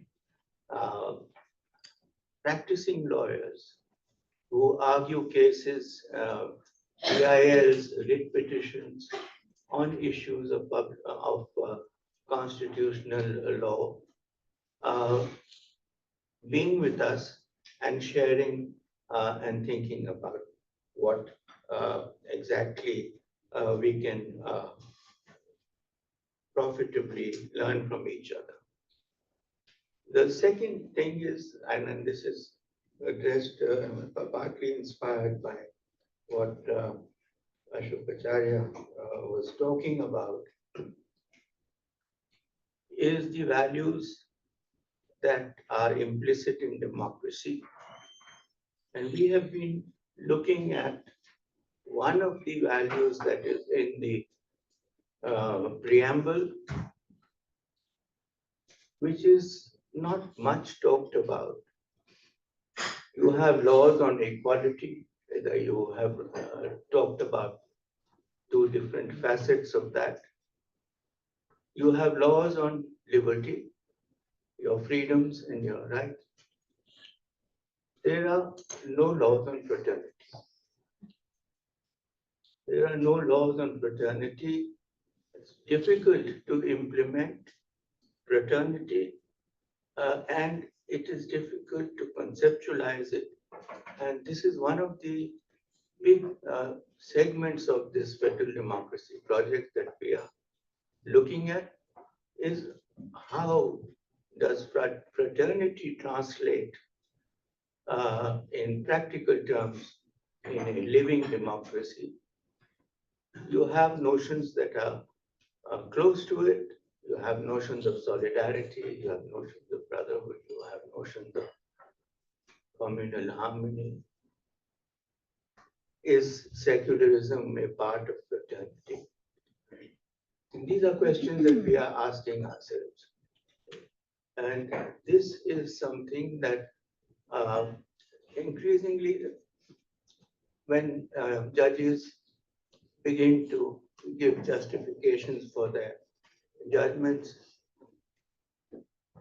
another term that is often used, constitutional morality. And now we find fraternity coming more and more in judgments. So I think this is one area where transdisciplinary and interdisciplinary thinking would help us go further. Thank you. I think that was really interesting, and I'm taking notes because it'll be useful for the fighting that is to ensue after this. Thank you very much, Professor Arora. Dr. Naik, coming on to you. The next question for you is: urban research requires multiple disciplines to come together. How can institutions enable this kind of collaboration? Thank you, Vidya. So, just as a preface, I'm coming into this conversation with a range of experience. My career has spanned architecture and planning practice, and then a decade with the Center for Policy Research, from which experience I will speak most today on policy research. And now I'm looking at policy implementation support in my current role. So when you say urban practice, that itself spans many different kinds of roles in terms of who you're informing and how you're informing them, and even what constitutes research in this, because it can range from academic research to extremely practical research outputs that support implementation right at the ground level. So while urban, itself is complex, and in the sense interdisciplinarity is sort of inherent to it, coming from a profession like planning, I'm always stuck with this issue of planning as a discipline that has, like Professor Acharya mentioned, gives you very specific tools and very specific frameworks to work with. So when I started my work at CPR, I think I spent the first 2 years just trying to understand what all my other colleagues from all these different disciplines were talking about and where they were coming from. And I think I didn't really speak much, but absorbed a lot. And just as an example, my research at that time was on rental housing, and I had come in it from the perspective of being an architect and looking at migrants in informal settlements. And I was just fascinated at the different kinds of rental arrangements that I was seeing. So from a first publication that literally documented architectural typologies through an interdisciplinary team, because I was working with them every day and talking to them every day and reading their research and listening to what they were doing, I was able to bring in economics and the whole idea of demand, supply, income, affordability. How do people make considerations of owning versus renting? Then I was able to bring in sociology perspectives in terms of negotiations between renters and landlords, and how does that even happen? And how their social background actually influences it. So when you put that into policy, it's very meaningful, because you're able to tell a bureaucrat that this is not just mathematics. You need to look at the caste composition, or you need to look at gender, or whatever it is. And even political science, because electoral dynamics plays in when you have migrants coming in, and their bargaining power is much less than their landlords, who have different kind of a standing in society. So I'm saying all this just by way of introducing where my thought process is coming from and how I learned. And Shamindra here was my colleague in CPR, and I think that's where I really understood. I can speak to your question today, Vidya, about how institutions should respond. And when I say institutions, I don't have much experience of working in universities except as visiting faculty. So I'm not speaking necessarily about universities, but of a variety of think tanks, research institutions, public policy institutions that also need to embrace interdisciplinarity in many ways. So I have 5 points. First, that I think leadership being committed to promoting interdisciplinary dialogue. All my 5 points are repeats of what Dipanshu's already spelled out as what ideas as kind of holding on to as philosophy, but I have my own take on it. And when I say this interdisciplinary dialogue, what I mean is an iterative sharing of ideas. Ideas and intermediary research outputs, not just we have done this and we are sharing this, but we are doing this and we are struggling with this and we don't really know how to move forward. And that's why we're talking to you.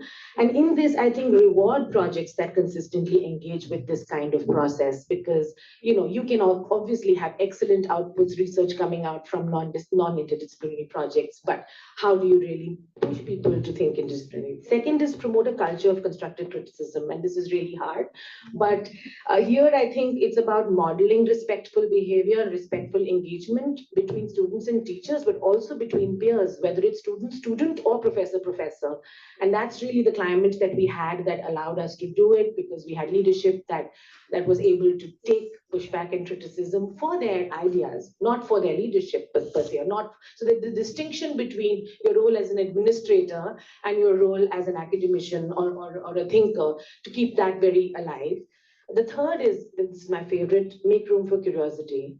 Like really, I mean, curious voices are what we need in the room, and we don't have enough of, and especially for young people, I think the fear of being shut down if they say something inappropriate or out of the box is just so high. I have two young children, one in university and one in high school, and I really feel that fear, even though they go to so-called institutions which profess liberal education philosophies. The fourth is, I think, teaching and highlighting the practice of imbibing key messages and analyzing what specific method or theory has been able to bring to the table. So again, I mean, I think, again, Professor Acharya alluded to this. You have your disciplinary strong point, you throw it into this interdisciplinary pot, but when you are presented the pot, can you also do the reverse? And I think that's just honing that skill offers a lot of clarity when students go out into the job market, to really make that distinction that this is who I am, I know this, but I can also weave it into the larger. So that there has to be some space for that. This is easier to do when research is being deployed towards pragmatic outcomes. Like in my case, I do policy-oriented research. This is much easier to do where you have a common goal, so to speak. And Professor Arora also spoke about common objectives, common goals, common understandings. And so that's much easier because you say, okay, we have to figure out how to move from private transport to public transport. And so now you have this whole plethora of disciplines, from transport planning to engineering to behavioral scientists who are saying, this is about behavioral change and so on and so forth. But you can bring them together because your objectives can be clearly outlined. It may be harder to do when you have more abstract kind of projects. And the last is actually just creating platforms for collaborative research. And there aren't enough sometimes in many places where researchers can come together. And sometimes it can be something as simple as, like in the team that I'm working right now, which is a team, an organization dominated by urban planners, architects, environmental. So it's within a certain disciplinary fold that we draw most of our workforce from, but giving them outputs that force them to think interdisciplinary. For example, I lead a livelihood center, a center that's going to think a lot about urban livelihoods and poverty, and then think about what the government can do in terms of intervening in them. So just asking them to create things like policy briefs means they have to go and interact and understand the perspective of many, many different actors, including CSOs and NGOs who are implementing things on the ground. And it's something that as a leader, I have to think of an output that will force people to do this. It's not like that they will do it just because I've asked them to do something. It has to be outlined in such a way that they are, so just creating those platforms which don't say this is a platform for interdisciplinary research, because that could mean anything, but actually create a certain kind of imperatives that then makes people, the outcomes and the what you're being measured against should be such that they actually are invested in trying to understand multiple perspectives and coming back with, and take pride in the nuance of their perspective. And that's really a struggle, I think, when we work in the policy space, because sometimes at the end, when you're facing the bureaucrat or whoever it is who's going to accept your ideas, what's demanded of you in that moment is actually to strip all of the nuance and present something. And I still struggle a lot with this, but at least if you've done the hard work of trying to pull in all the nuance, even if you try to strip it, you really can't. You do end up presenting a much more, well-rounded perspective, and even sometimes having enough ammunition to push back on what you can clearly see are ideas that you don't want to put your weight behind. So in my experience, that's what interdisciplinary has offered me. And I think institutions should really try to create individuals who, no matter what the power structures are, can find a way to really, bring that nuance and that complexity on the table in whatever way is possible. Thanks. Thanks, Mukta. I think we took a lot of ideas from that, and I think I have a few questions that I've written down that I will ask.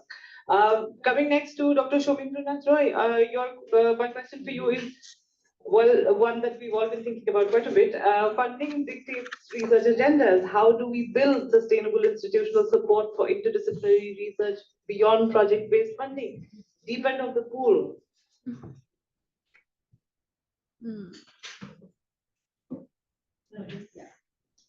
I think it's the hardest question of the panel actually to begin with. Yeah.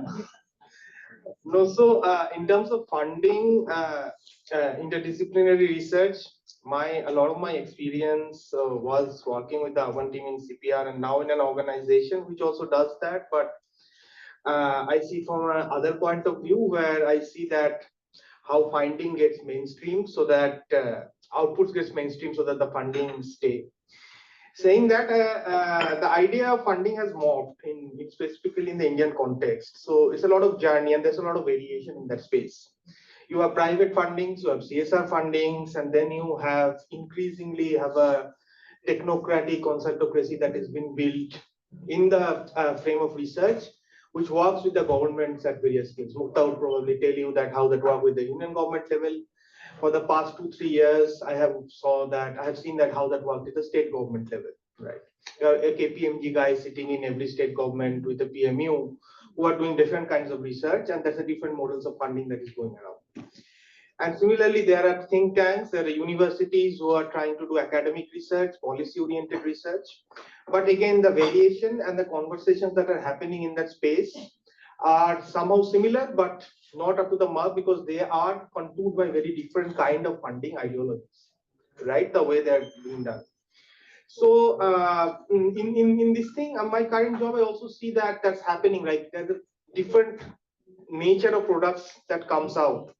You have a working paper, research report, you have a journal article, which we know from the academia is some form of this. Then you have policy briefs, you have technical notes, and you have very fast process notes. So what I essentially mean that going through the idea of funding, that this allows you to create very different shapes and nature of outcomes.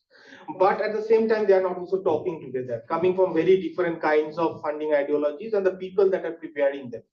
And that at any way, it's modifying the job market and the way people are getting looking for jobs in those sectors.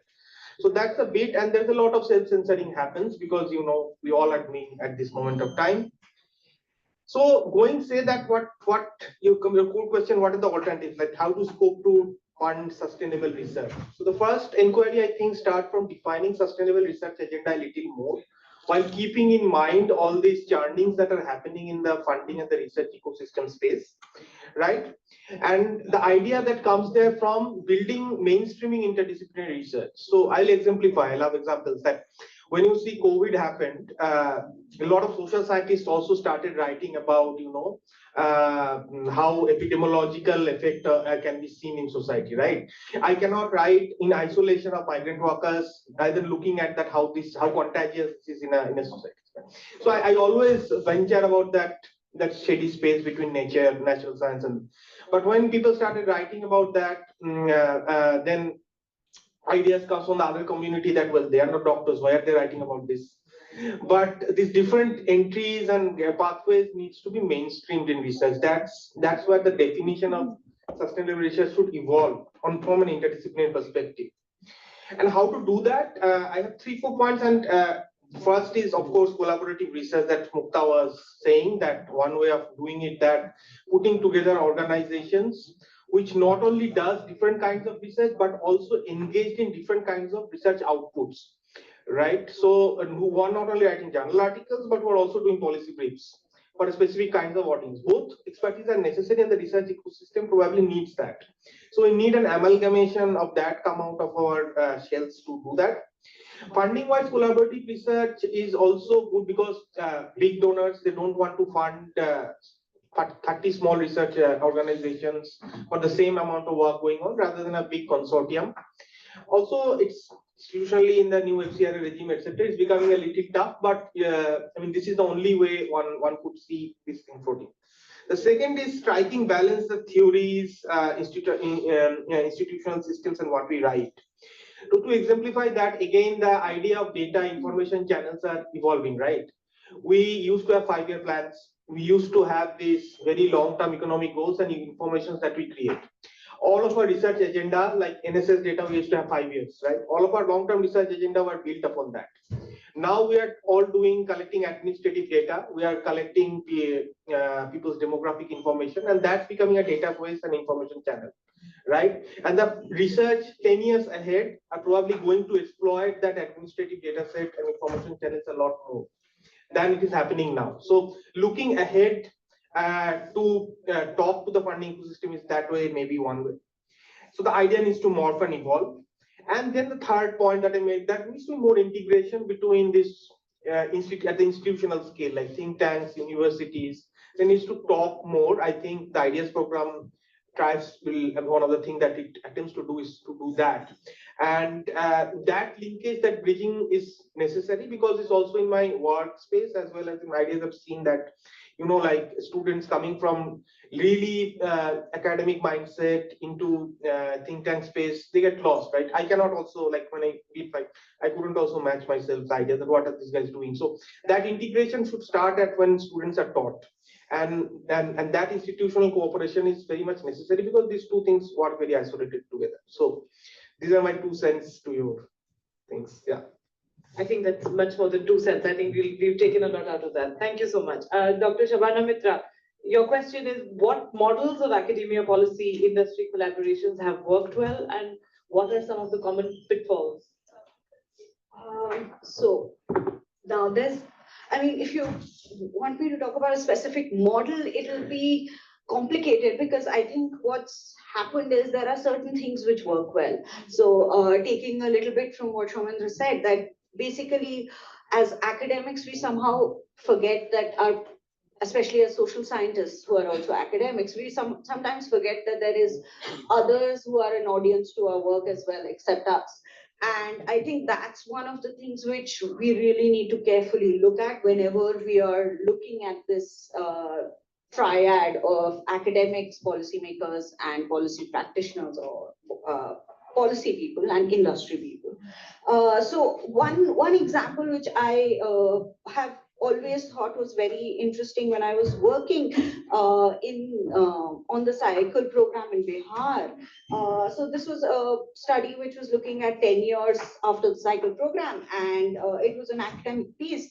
But interestingly, it had a lot of traction with policymakers because the government was really interested in understanding what had happened and how successful they had been in changing the lives of the women who had gotten the cycles when they were in grade 9. And this was 10 years later, so they were now entering reproductive age, etc., etc. One thing which I found very interesting was that there was a clear academic and policy connect here, but I kept wondering, so there were so many girls who got cycles, but the cycles were not produced in Bihar. There was no industry connect of that policy. And that was baffling to me. It's a state which really needs to generate employment. And this was one of those gaps which is still astonishing, because every time policymakers come up with one of these schemes where they are giving certain things, where is the production happening? What is the link with industry? How do you link it to? So there is this entire second space of policy thinking that can happen, which is left out because, first of all, there's no connect with industry. Secondly, there's no connect between the academics who are evaluating some of these policies, because they are also not, all the evaluations of the cycle program have been about how beneficial it was to the girls, long-term effects, including my own work, because that's where the discipline constrains you to not be able to evaluate something which didn't happen. You can't evaluate an industry linkage which didn't happen. So that space is something which is very crucial, and I think that is the space where we never somehow are able to bring all the three together. And that, I think, gradually the more it happens, the better informed policy making can be, and more effective, and you can have more bang for buck, right? I mean, the same policy could not only have made sure that girls get to school, but could also have ensured that there's employment generated. And then when 10 years later, Nitish Kumar has to come and figure out how to get employment for the girls he educated, those factories already exist.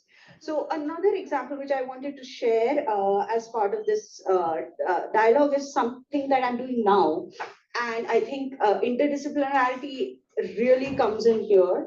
And I have the luxury of spending this 1 year at ICREER, where I don't have to focus a lot more on my academic publications. I can do a little bit more. And I think that's the space we need. This initiative is what I call Uncharted Waters. And the idea is I'm working on gender at ICREER, and we were looking at female labor force participation. And when I say uncharted waters, I mean streams and industries where women's participation is low. Engineering, STEM-based industries, natural gas, oil and natural gas, mines, etc., etc. These are all very high labor industries, but where women's participation is low, and of course, it's coming from the fact that STEM education is also low. But even beyond that, so here, I think one of the things, there's been a lot of work taken the other side. It hasn't, like, there is no connect between academia, policy, and industry. So what we are trying to do is we are taking the other way around. We are first speaking to the industry, right? Trying to understand what are the challenges the women or the industry specific challenges for these uncharted waters, because here is where labor force participation is extremely low. You will not achieve the kind of labor force participation you want for Viksit Bharat unless these industries pick up. But the few women who are there, their experiences really count. And that is information that needs to go into both policy and academic research. And I think interdisciplinarity really helps with that. So I think those are the two spaces or structures which I think work very well. And I personally believe this combination of industry, think tanks and academia, which we are able to create through some of these platforms, is actually one of the best spaces to be able to do some of these things. And that's my two points on this. I think I can go directly from that to a question, because that's exactly what we were talking about, right? The idea of interdisciplinarity must include these questions that somehow become invisible if you're just a policy researcher, or if you're just someone who's trying to, I don't know, write a PhD, etc.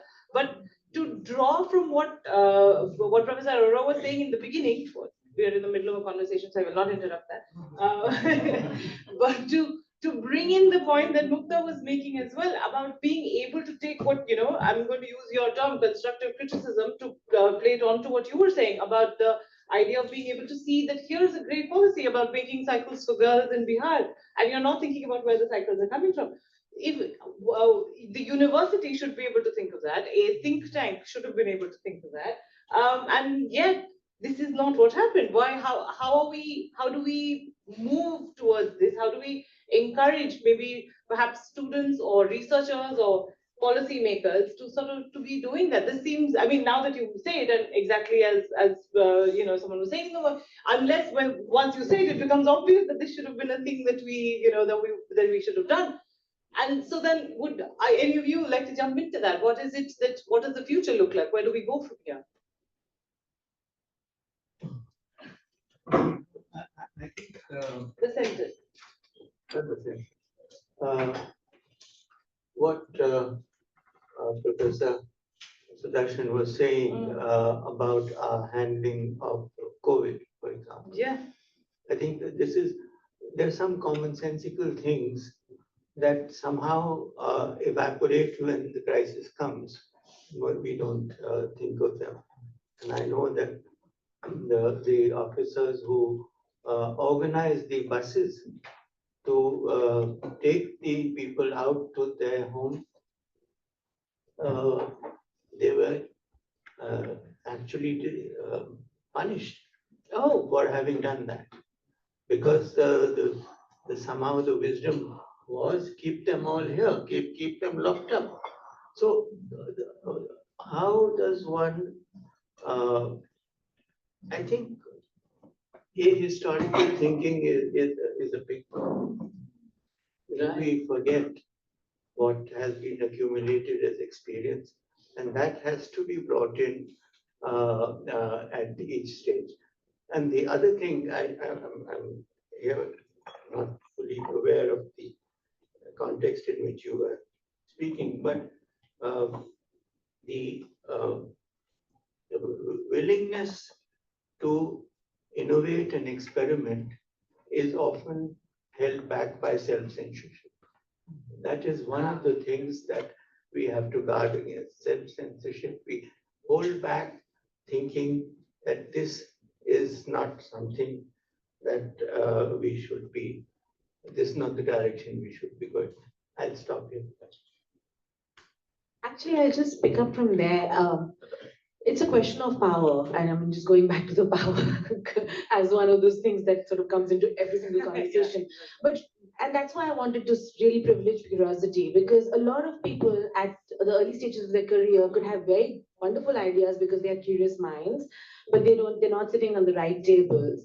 So I think that's the institution's responsibility to be able to identify, hone these kind of ideas and take them to the right tables. Of course, it's also a question that the table itself is not very diversely composed, and that's a different question which we need to continuously address. I mean, I work inside government now, and I see that all the time, where there is a ready reckoner list in somebody's mind of who the 3 experts on X topic are, and it's very hard to even bring in the 4th and the 5th into that conversation, which takes consistent effort to say, why don't you also think of so-and-so person? But you do break through eventually if you keep on trying. So expanding that table is one separate idea, but institutions can do a lot, I think, in the first part of it, because I think of it as a pipeline. Right. So, do you want to? Yeah, maybe I could come in. So here I feel you whenever somebody tells me that we get asked for experts, and sometimes I'm like, I want to bring in the non-expert. Exactly. I want to bring in the person who's just done one project and doesn't really know what's happening, but has very good experience of what should not have been done. And I think that is the space which spaces like universities, spaces like think tanks can actually create, where you're not always just speaking to the expert, but you're speaking to the person who's actually the non-expert. And I think the space for the non-expert needs to be created in each and every specific policy initiative, because I think that is where we get the question. And I'm pretty sure if there was a non-expert on policy for girls' education in the room, they would have said, who's going to give you the cycles? Right? And that would have just spiraled into a different conversation on employment, right? So that conversation has to move beyond just the expert to the non-expert. And I think that I really believe in that. And I do hope I will do that more often. Spectacular. I think that's a great point. Professor Acharya. No, I just have one quick point to make. This is something that we didn't get back to. Much of the success of all that we are thinking about in terms of collaborative research or interdisciplinarity depends also on funding, as we have just slightly touched upon, and you did. And funding is such an issue these days. My God, it's a huge issue. I still remember, I got once a huge grant from British Council, and all of a sudden, I won't tell you which year it happened, but it so happened that social sciences and humanities were completely choked for funding. And all that, even British Council was forced to only give their funds to science and technology projects. Yes. And then I was on the verge of, setting up something huge and big, and it just didn't happen. They ran out of funds, and even they were told who to fund and who not to fund. So under these circumstances, I think even to attract funding, you need a business model now. Exactly. No, you have to actually, in order to attract funding, you have to have, you should be able to tell people, okay, what can I give in return? Yeah. I'm only laughing because I'm not crying. No, that's it. Because this is also something that I'm learning the hard way. Trying to set up something else, but yeah. That's a very fair point. I mean, there are two threads that I want to tease here before I open it up to the audience.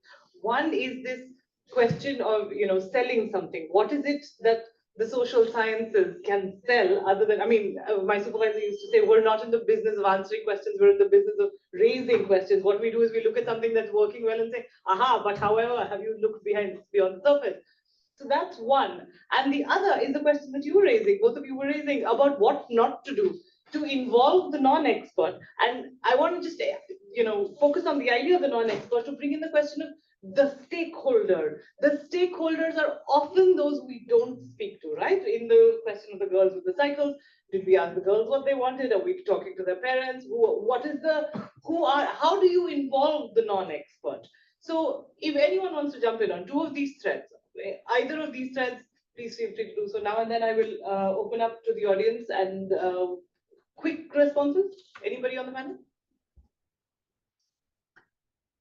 Since you had the toughest question, perhaps. Now it's more struggle to open this.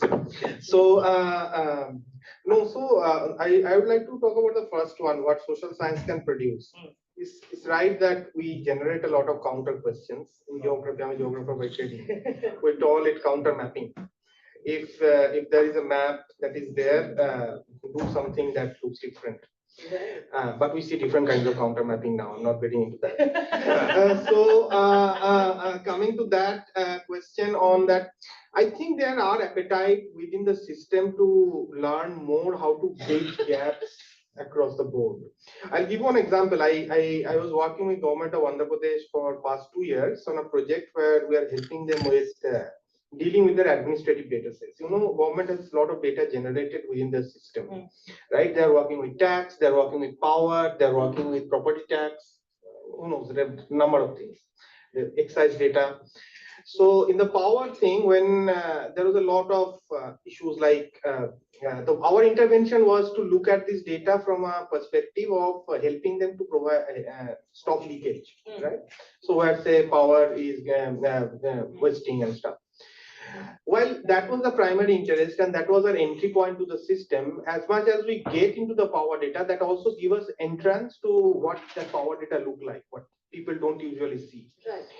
And at every consumer level, you have say last 20 years of electric bills. Now think the impact on climate change studies of something like that. Ideally, government would not allow us anything to do that. But if someone convinces that without hurting your interest, if I'm going to work with just see the distribution of households who are basically using good appliances like electric intensive appliances over time, and to get an idea about how it's contributing to heating. That kind of idea is generally easy to push in. Now they will ask that what is our this thing about it.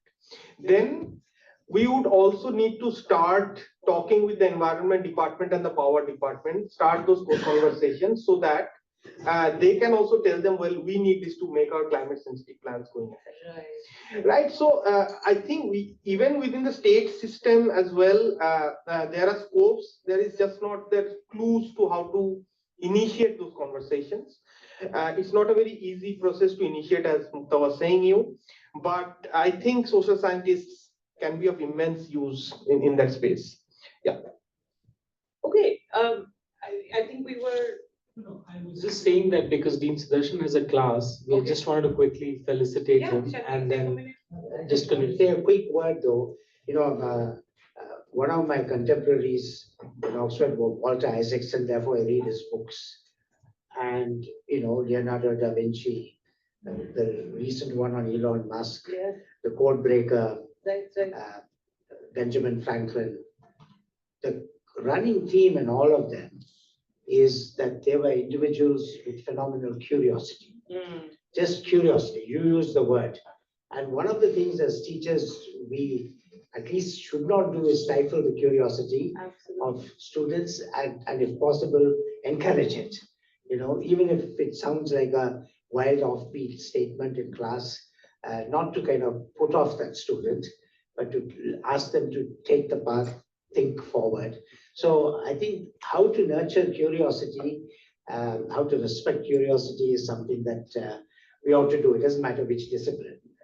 But I just wanted to say that because I was thinking of Walter Isaacson when you use the word curiosity. So I have to go to a class soon. So just Right. forgive me. Thank you so much. Yes, great. Thank you so much. Insulation was instrumental in the Constitution Museum that was set up at the university a few months back. This is not for the institute on us. So, thank you.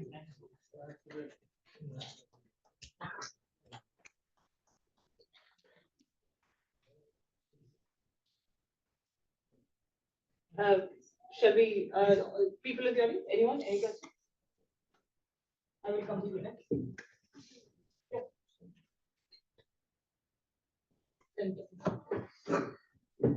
Okay,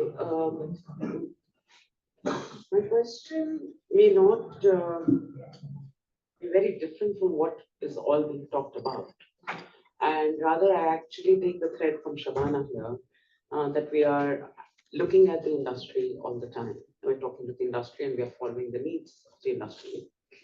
So it provokes me to think, and of course, those discussions have happened in multiple ways by other panelists as well, that, and we are discussing interdisciplinarity and how that needs to be promoted, and we should, but it just makes me question that, is it also that we are serving the needs of the market?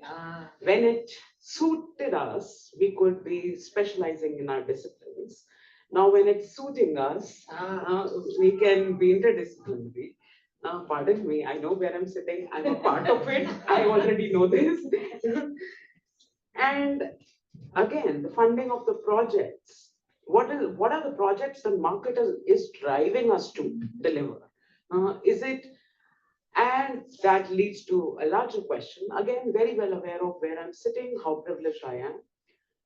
What about knowledge and the barriers to access to knowledge? The financial power barriers to access to knowledge when we are wanting to create a world where we are able to actually engage with ideas with each other and fuel their curiosity. The first question would be, how do we break the barrier of access?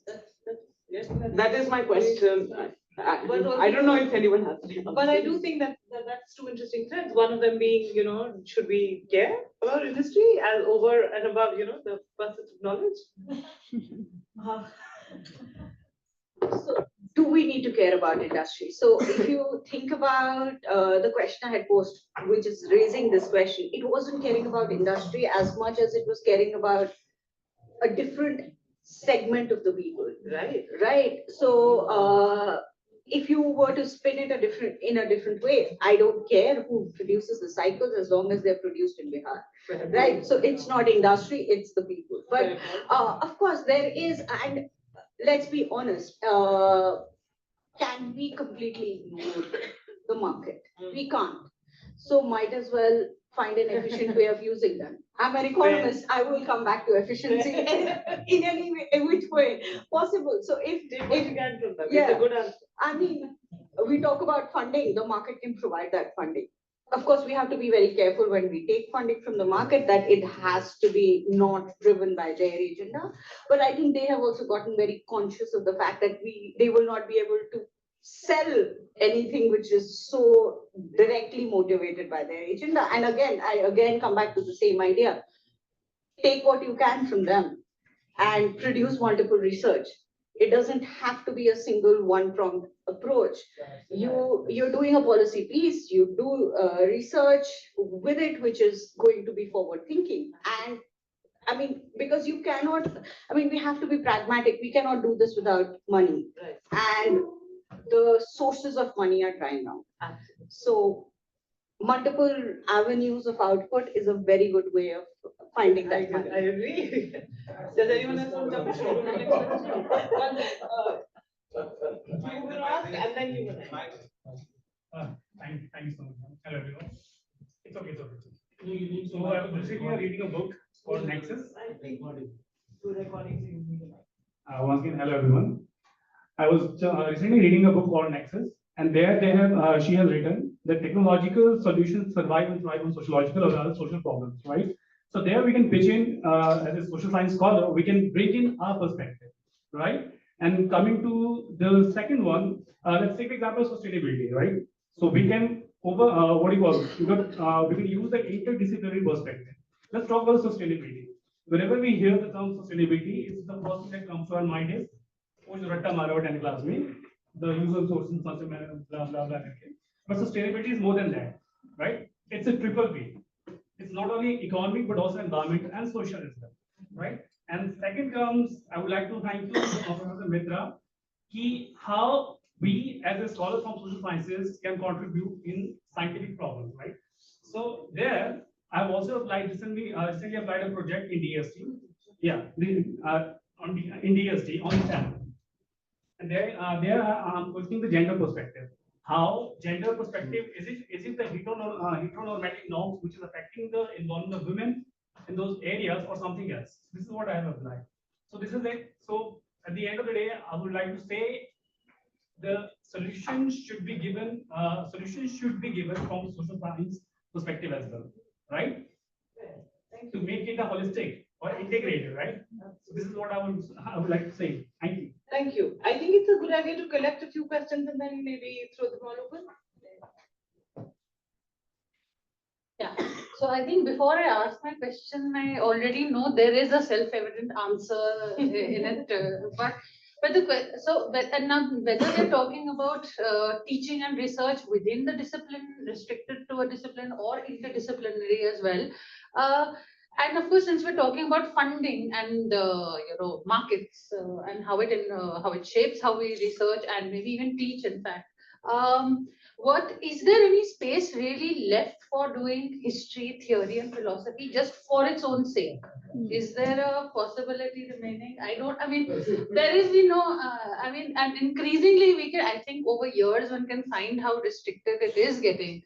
That unless there is, or does it have to speak to policy? It should. It should, of course. But does it also have to?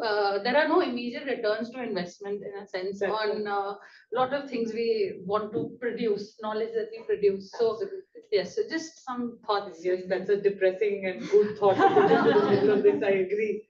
Aditi. That center. Push it up. Slide. Very good. So just would make it quick, but as a cultural anthropologist based in the law school at this university, I think, welcoming myself to that as well. But this question comes out of my own personal experience as somebody who's trained in sociology and cultural anthropology and working on performative arts in general, non-mainstream performative arts. So from the perspective of policy, public policy and policy making, my question would be, first of all, of course, one basic question we all have to engage with is how exactly are we defining interdisciplinarity, but also the question is how much of this area of public policy, for instance, can or is including perspectives from the area of cultural anthropology, because most of the times when we talk about that and performative arts, we usually think of media studies, cinema studies, all the mainstream perspectives coming from what we see around us. But what I'm talking about is non-mainstream, traditional performative arts on the ground, which is engaged with by traditional communities, and where we talk about this idea of labor and culture, etc. So in terms of policy making, how much are we today engaging with these, areas? Yeah, all of those questions. Yes. So, first of all, I think this question of whether what you're researching was is linked with the urgent questions of the time. Yes, I mean, there could be different gradations of that link. The link may seem absent today, but 10 years down, the same thing may become relevant. So I think that's also in terms of connecting the dots, and people at the top end of the power pyramid have to make the space to have a much longer timeline and an expansive idea of what is relevant.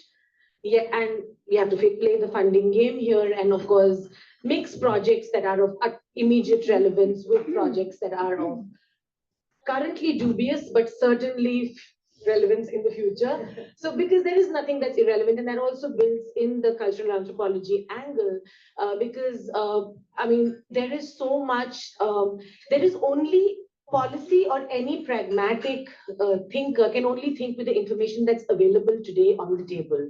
So more information is produced, that perspective can then be taken in a different direction. So the question of what those traditional communities and their labor and all of that, somebody has to bring it to the table. So I can't see what is irrelevant research. It's just that sometimes when you're being funded by industry, which is seeing a very short time horizon, or even policy, which is increasingly seeing shorter time horizons, it's very difficult to make these connections and to tell these stories.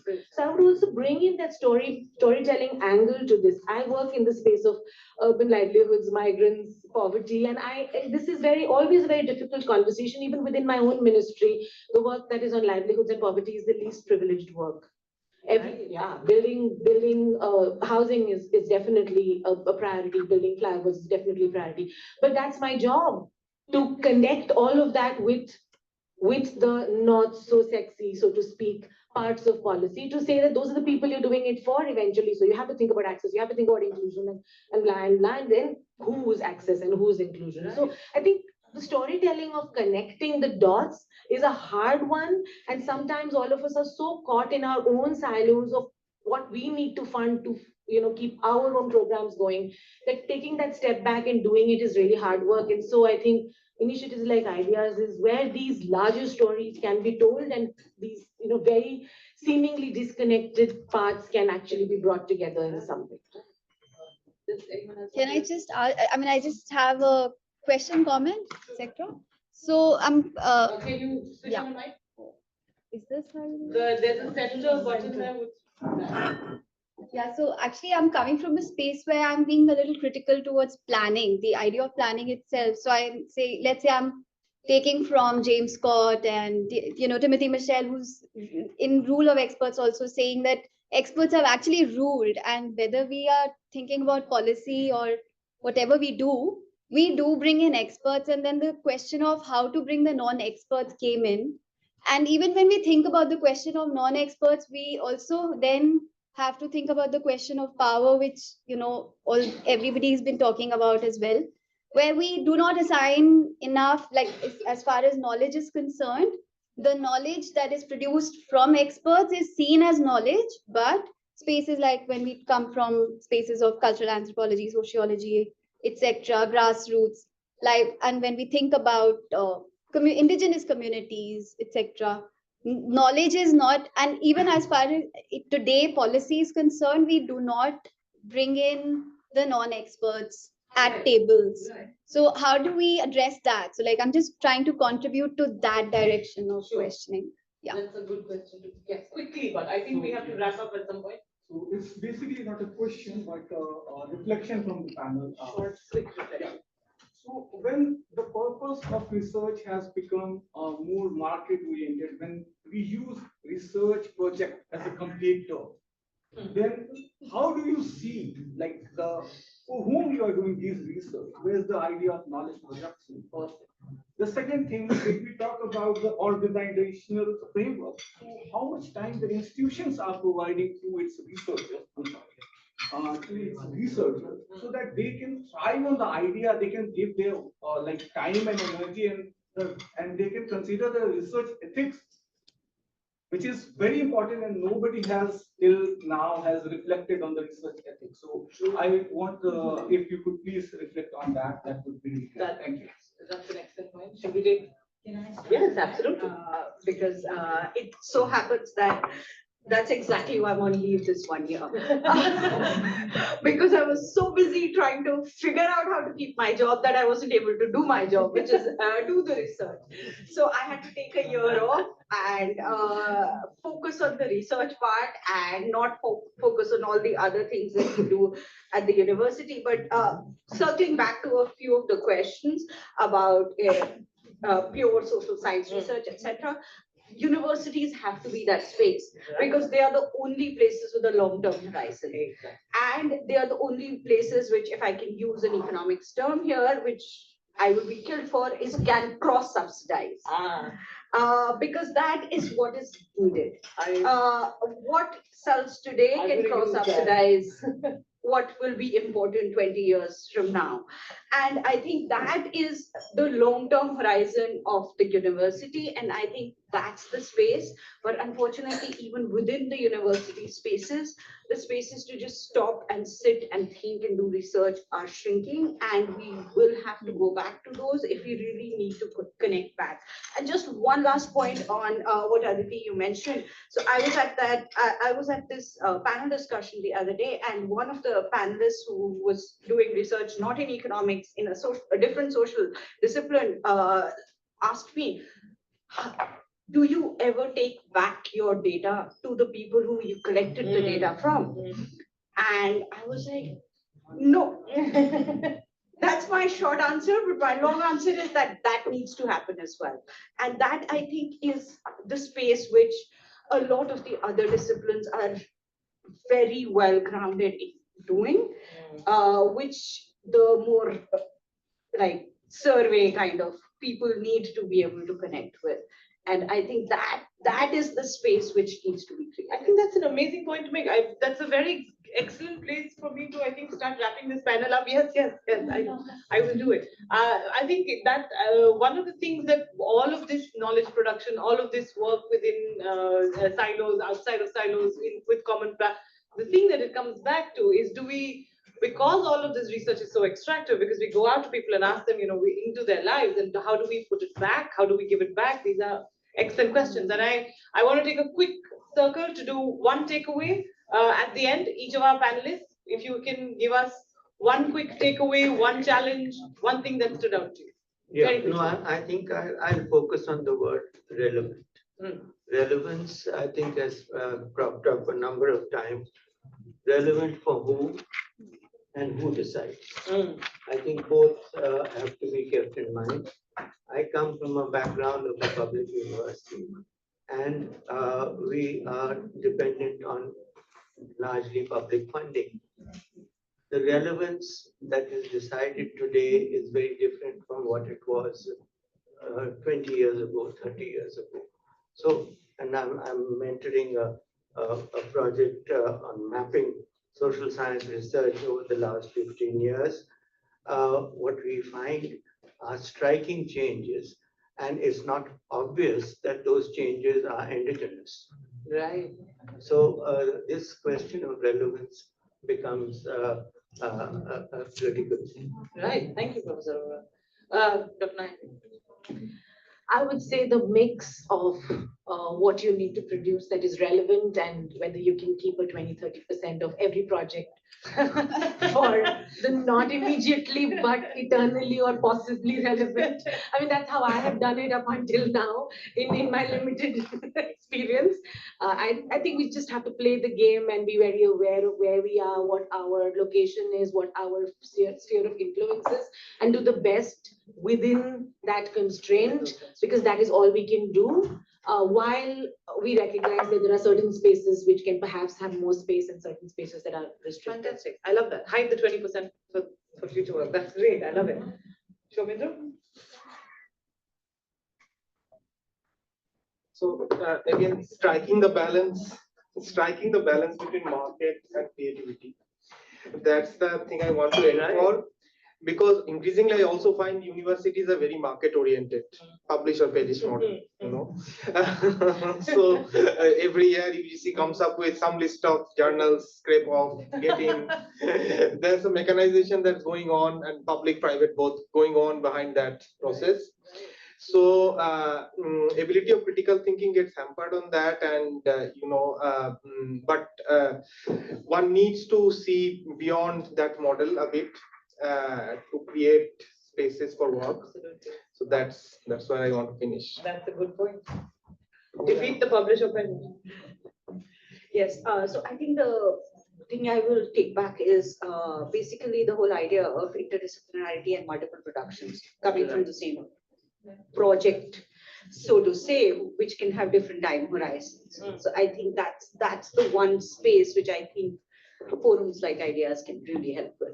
Fantastic. Thank you. Thank you, everyone. Sorry we cut into your coffee break. Thank you to all our panelists. Thank you, Professor Acharya and Dr. So I just want to very quickly add, I think this is a perfect departure from sort of discussing about interdisciplinarity, applications, theory and practice into sort of a window of the way Ideas has been engaging on this in different of its initiatives, which start with the grassroots action program team, Dr. Divya and Dr. Manika here. But before we do that, may I just take a moment to felicitate our guests and moderator, the excellent Dr. Vidya. So please, we'll just start with Professor Acharya.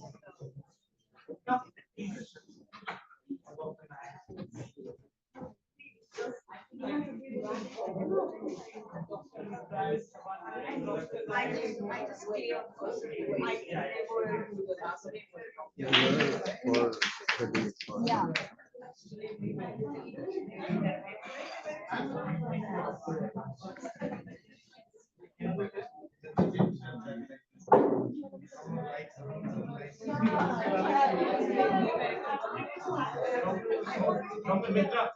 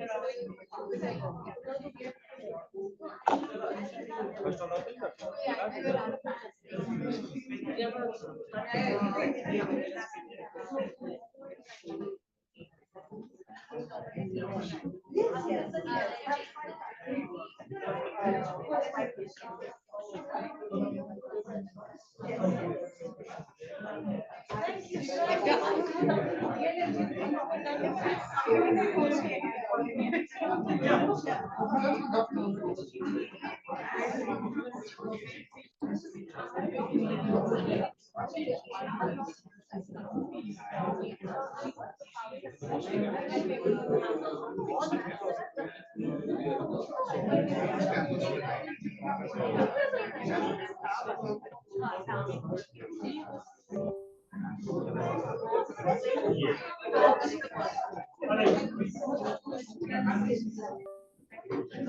I request everyone to please seated?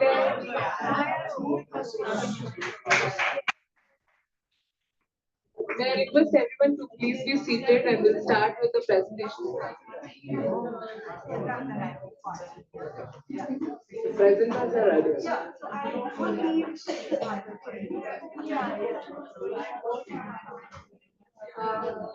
So we are running a bit late, so please cooperate with us and we'll try and finish it as soon as we can.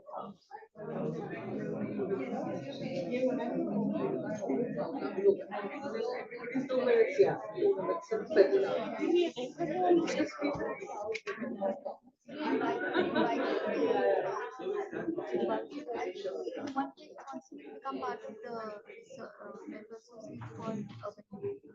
Just for one. So I'm here today, and tomorrow I'm here for a little while, and then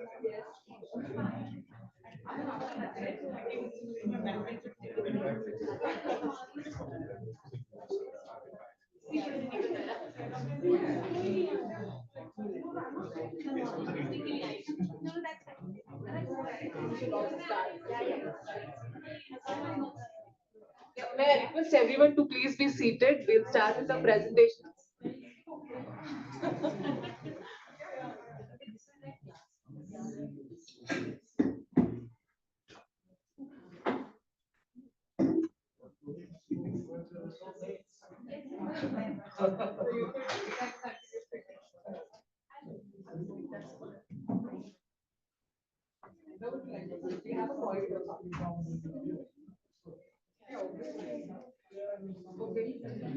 Okay, so thank you everyone. We will begin now. We are here. Yeah. So.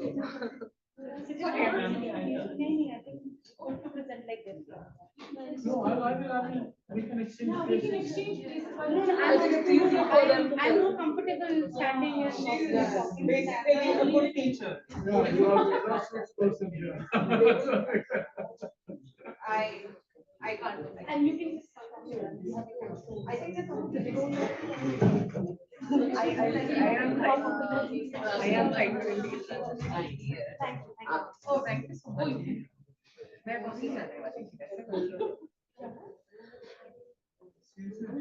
So now we will have 3 initiatives and 2 constellations speaking before lunch, and the remaining 4 constellations would present post lunch. So we would like you to stay patient and engage with us. Yeah, and firstly, I'm very glad and I want to thank Kirti for running around and doing this. Maybe I will not get a chance again when everybody's there. We'll first begin with the grassroots action plan, and the leads Divya Gupta and Manika Bora are here, and they will explain to you what GAP is all about and what they have been doing over the last 1 year. And we'll be mindful of time, so I'll give you a time warning, 3 minutes. we won't need that. Okay, great. Yeah, thank you. Please go ahead. Yeah. Thank you so much. Do I have to speak in the mic, or I think that's fine? I don't mind sitting there, you can stand. Okay, fine. So thank you so much. And as Kranti has already introduced, so the Office of Ideas has the whole idea of ideas is to have very interdisciplinary constellations, and we'll very soon see the projects and the visions of each of those constellations. But what we are starting with right now, this is really an initiative that is housed at the Office of Ideas. We call it Grassroots Action Program. So it's so we are going to just quickly take you over what it is and what is the vision of GAP and what is it that we are currently engaged with. So Grassroots Action Program is an initiative that is aimed at empowering marginalized grassroots communities through long-term and continuous engagement. Empowering is a very strong word, I agree, but this is just us trying to attempt at that by continuously engaging with them in a research framework and The whole idea is that we want to do periodic empirical exercises in those communities, which could be of quantitative nature or qualitative nature, to try and get a sense of the issues and the challenges faced by those communities and bring it to the forefront of the policy discourse around those communities based on the voices of the communities. Our primary catalysts to be able to do something like that is clearly based on the various civil society organizations that are already actively working on field, very closely working with those communities. Why do we need an initiative or a space like GAP? We feel that GAP as an initiative is very uniquely located at a place because it is housed at the university. So we feel that you have scholars, research scholars, students, professors, and a university space on one hand, and then you have the urban communities, the organizations on the other hand.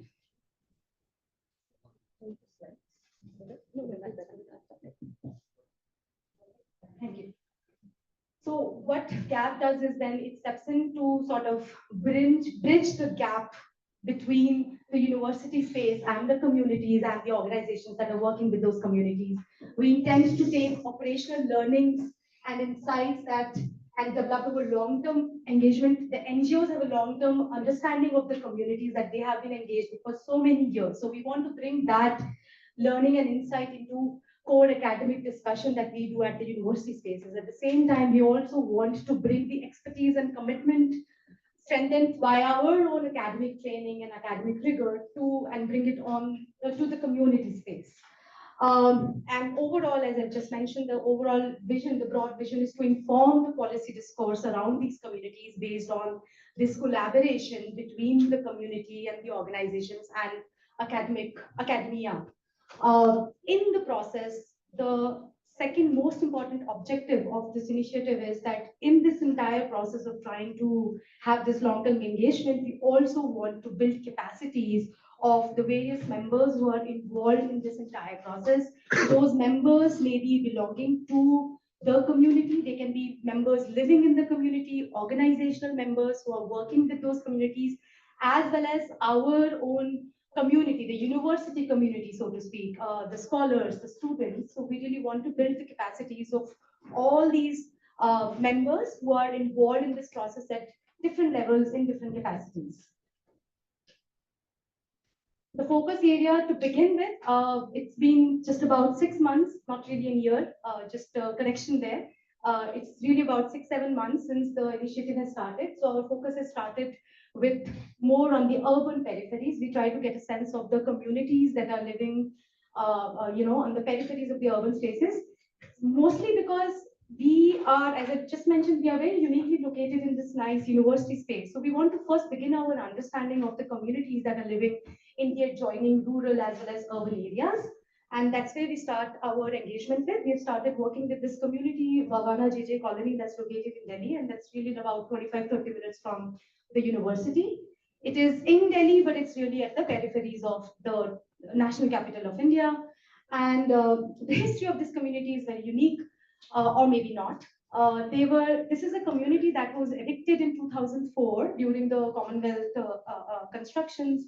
And so the entire community was then provided the space, the empty space here in Bhavana JJ colony, and they really started their lives right from the scratch, building their houses as well as lives around in that space.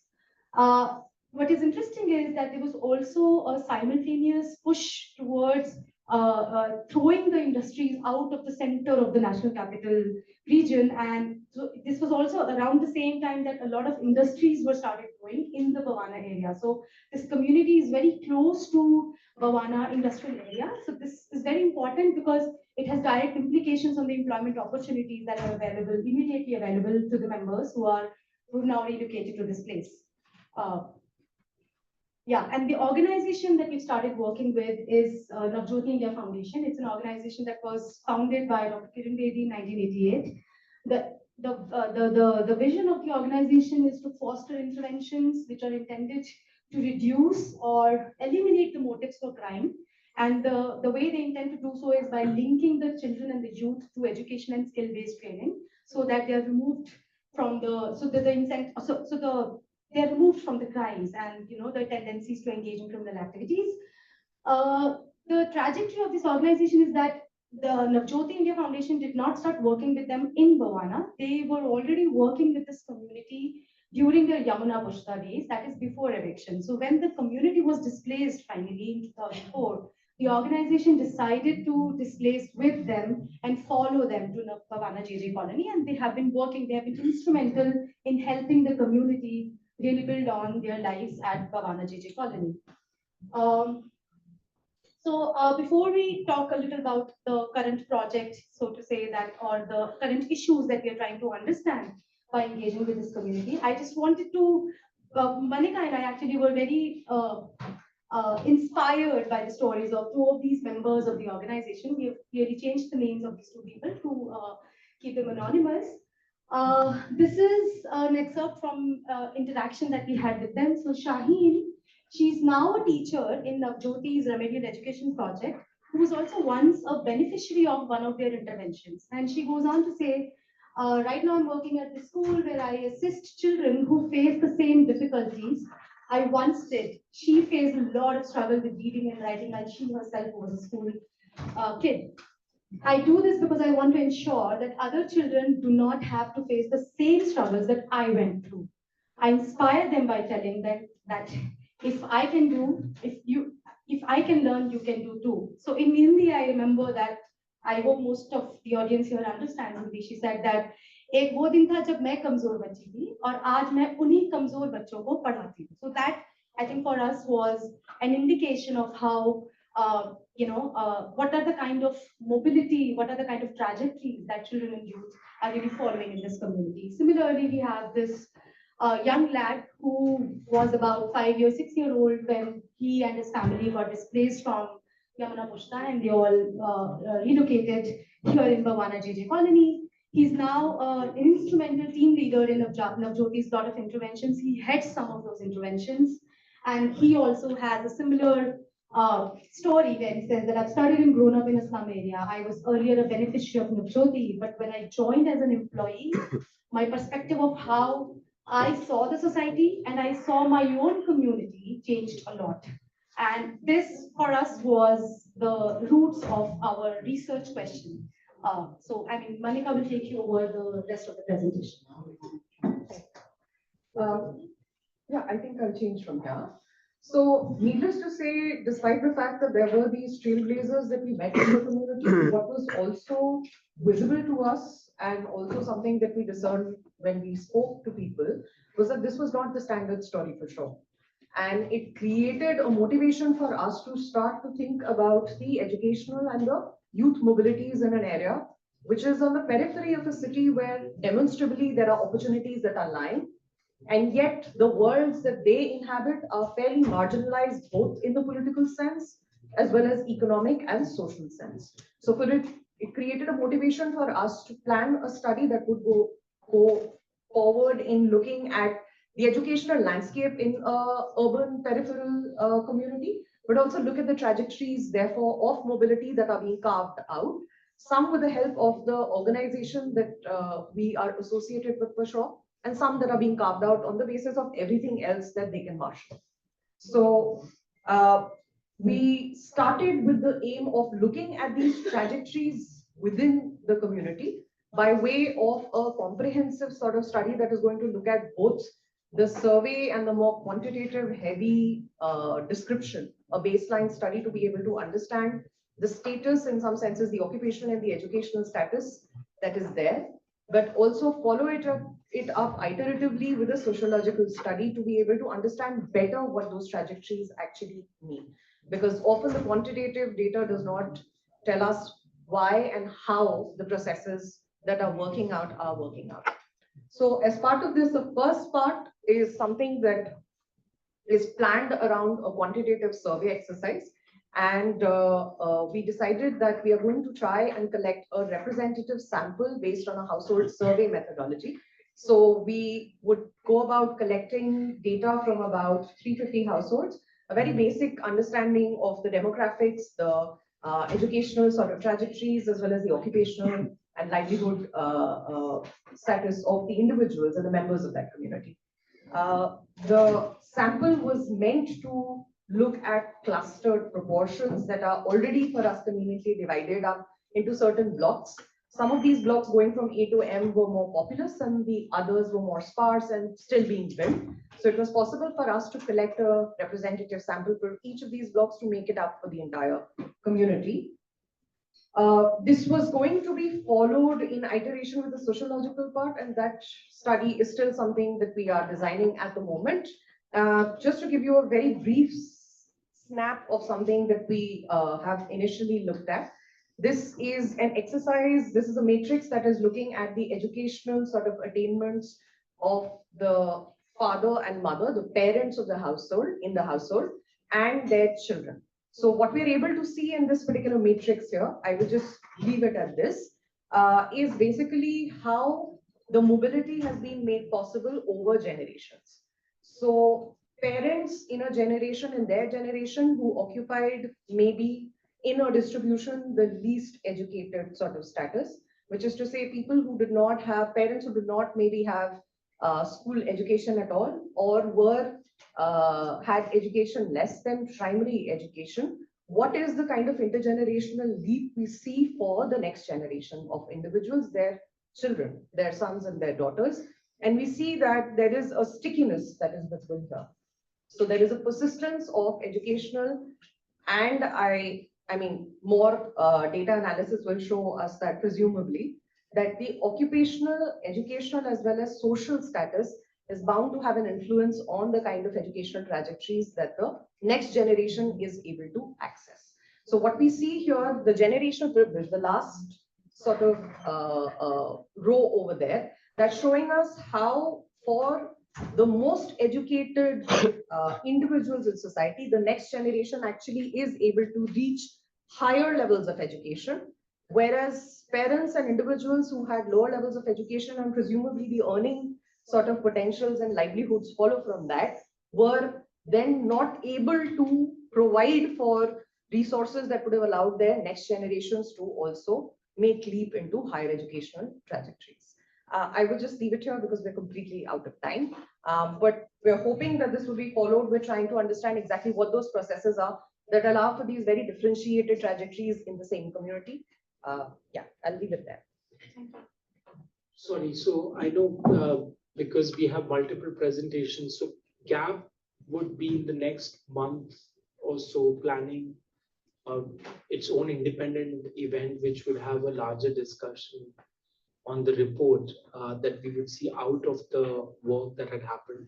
The idea here was because there are a lot of people who had no idea of the initiative as such, what it has been doing, to just give you a sort of a brief overview. So Divya, Manika would be here for lunch. I'm hoping that anybody who has questions or would want to suggest ideas for what we could think about. We would be also working now towards a sort of an expanded survey, either in Bhavana or later on in Kapashera, which is the other area. Mukta is aware, we used to earlier at the center level do some work. So we have Suraj from IYRC who's doing a theater workshop tomorrow with students here. So it's a very, I would say it's a very close and personal sort of a expression of a projected vision.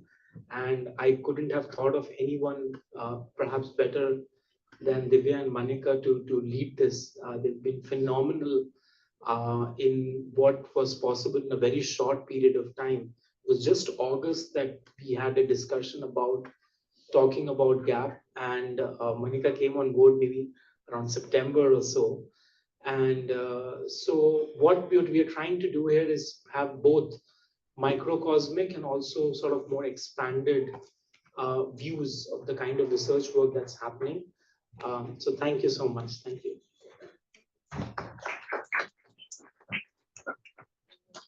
The next presentation will be from our own constellation, Understanding Indian Economy. I'll try to be the timekeeper also. But for the listeners who are here, the earlier panelists were saying, we are very much open for constructive criticism. Even the reason why we envisioned a panel like that today is because we want to know how we could go ahead and do collaborative research. Right? We would like to do very impactful research. Any discussion around that would be welcome, and we can take it to lunch. So, Shamindra.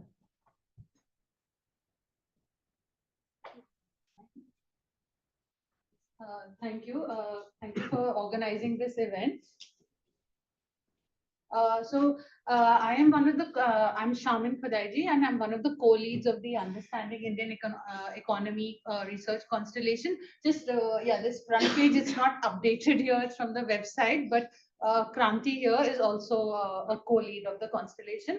And we have other members, Divya and Manika, who just presented, are also part of UIE. Abhishek is also here, and we'll all just be briefly talking about our individual projects that are currently ongoing.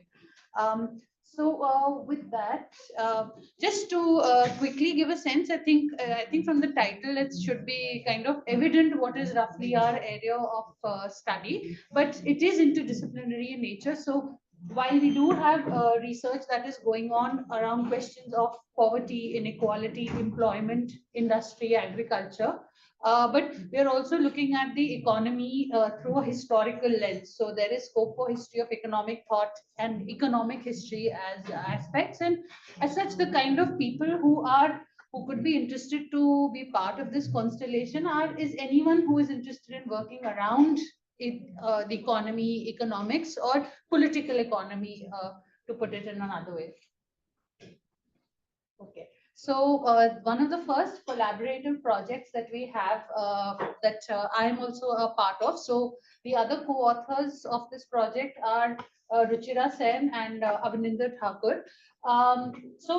If you can see, so we are looking at the evolution of caste through the census of India, but it is part of an political economy research constellation. And the reason for that is we were having a discussion around all these new different data that was coming out. I think it was more during when the HCES data was coming out. And so we were talking about the various shortcomings of different data sets and all. And from that, we got to the question of there is something like the politics of data creation and production.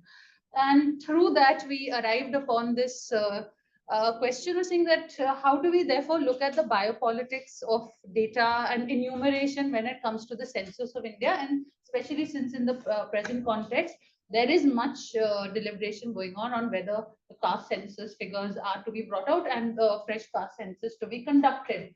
So in that sense, we are trying to do a historical analysis of this question, starting from the colonial period and moving into the post-colonial period, trying to understand how the institution of caste itself undergoes its own kind of change through enumeration. So therefore, we are relying, of course, on the Foucauldian framework for that.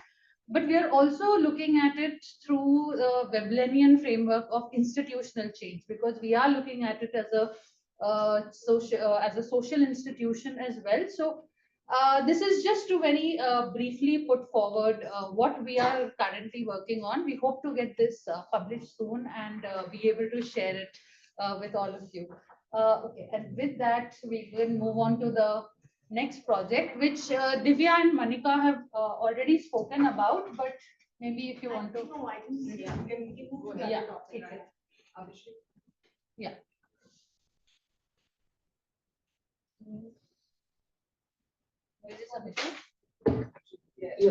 Yeah.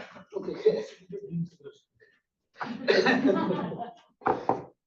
Okay, my research is now primarily focused on industrial policy. Industrial policy as a concept is back with a bang across the world. If I just want to quote Danny Roderick, according to him, it's not the choice for the countries, particularly emerging market economies, that whether they should adopt an industrial policy, but it's rather a question of how they can better utilize it to gain more advantage and have a sustainable growth process. India has also experienced industrial policy ever since the post-independence, the first 5-year plan, the new economic policy in 1991 really had heavy thrust on industrial policy. And if you look at the current industrial policies, it's also trying to take clues from the Chinese and the East Asian countries' experience and focus on an export-oriented growth industrialization. In this research, we try to understand that whether such policies would be actually beneficial in the Indian context, because if we take from the Chinese experience, we have seen that the China has a growth slowdown. East Asian experience also did not last for a long period of time. Given that the context has also changed in the current macroeconomic environment, whether such policies would be suitable and what can be a better policy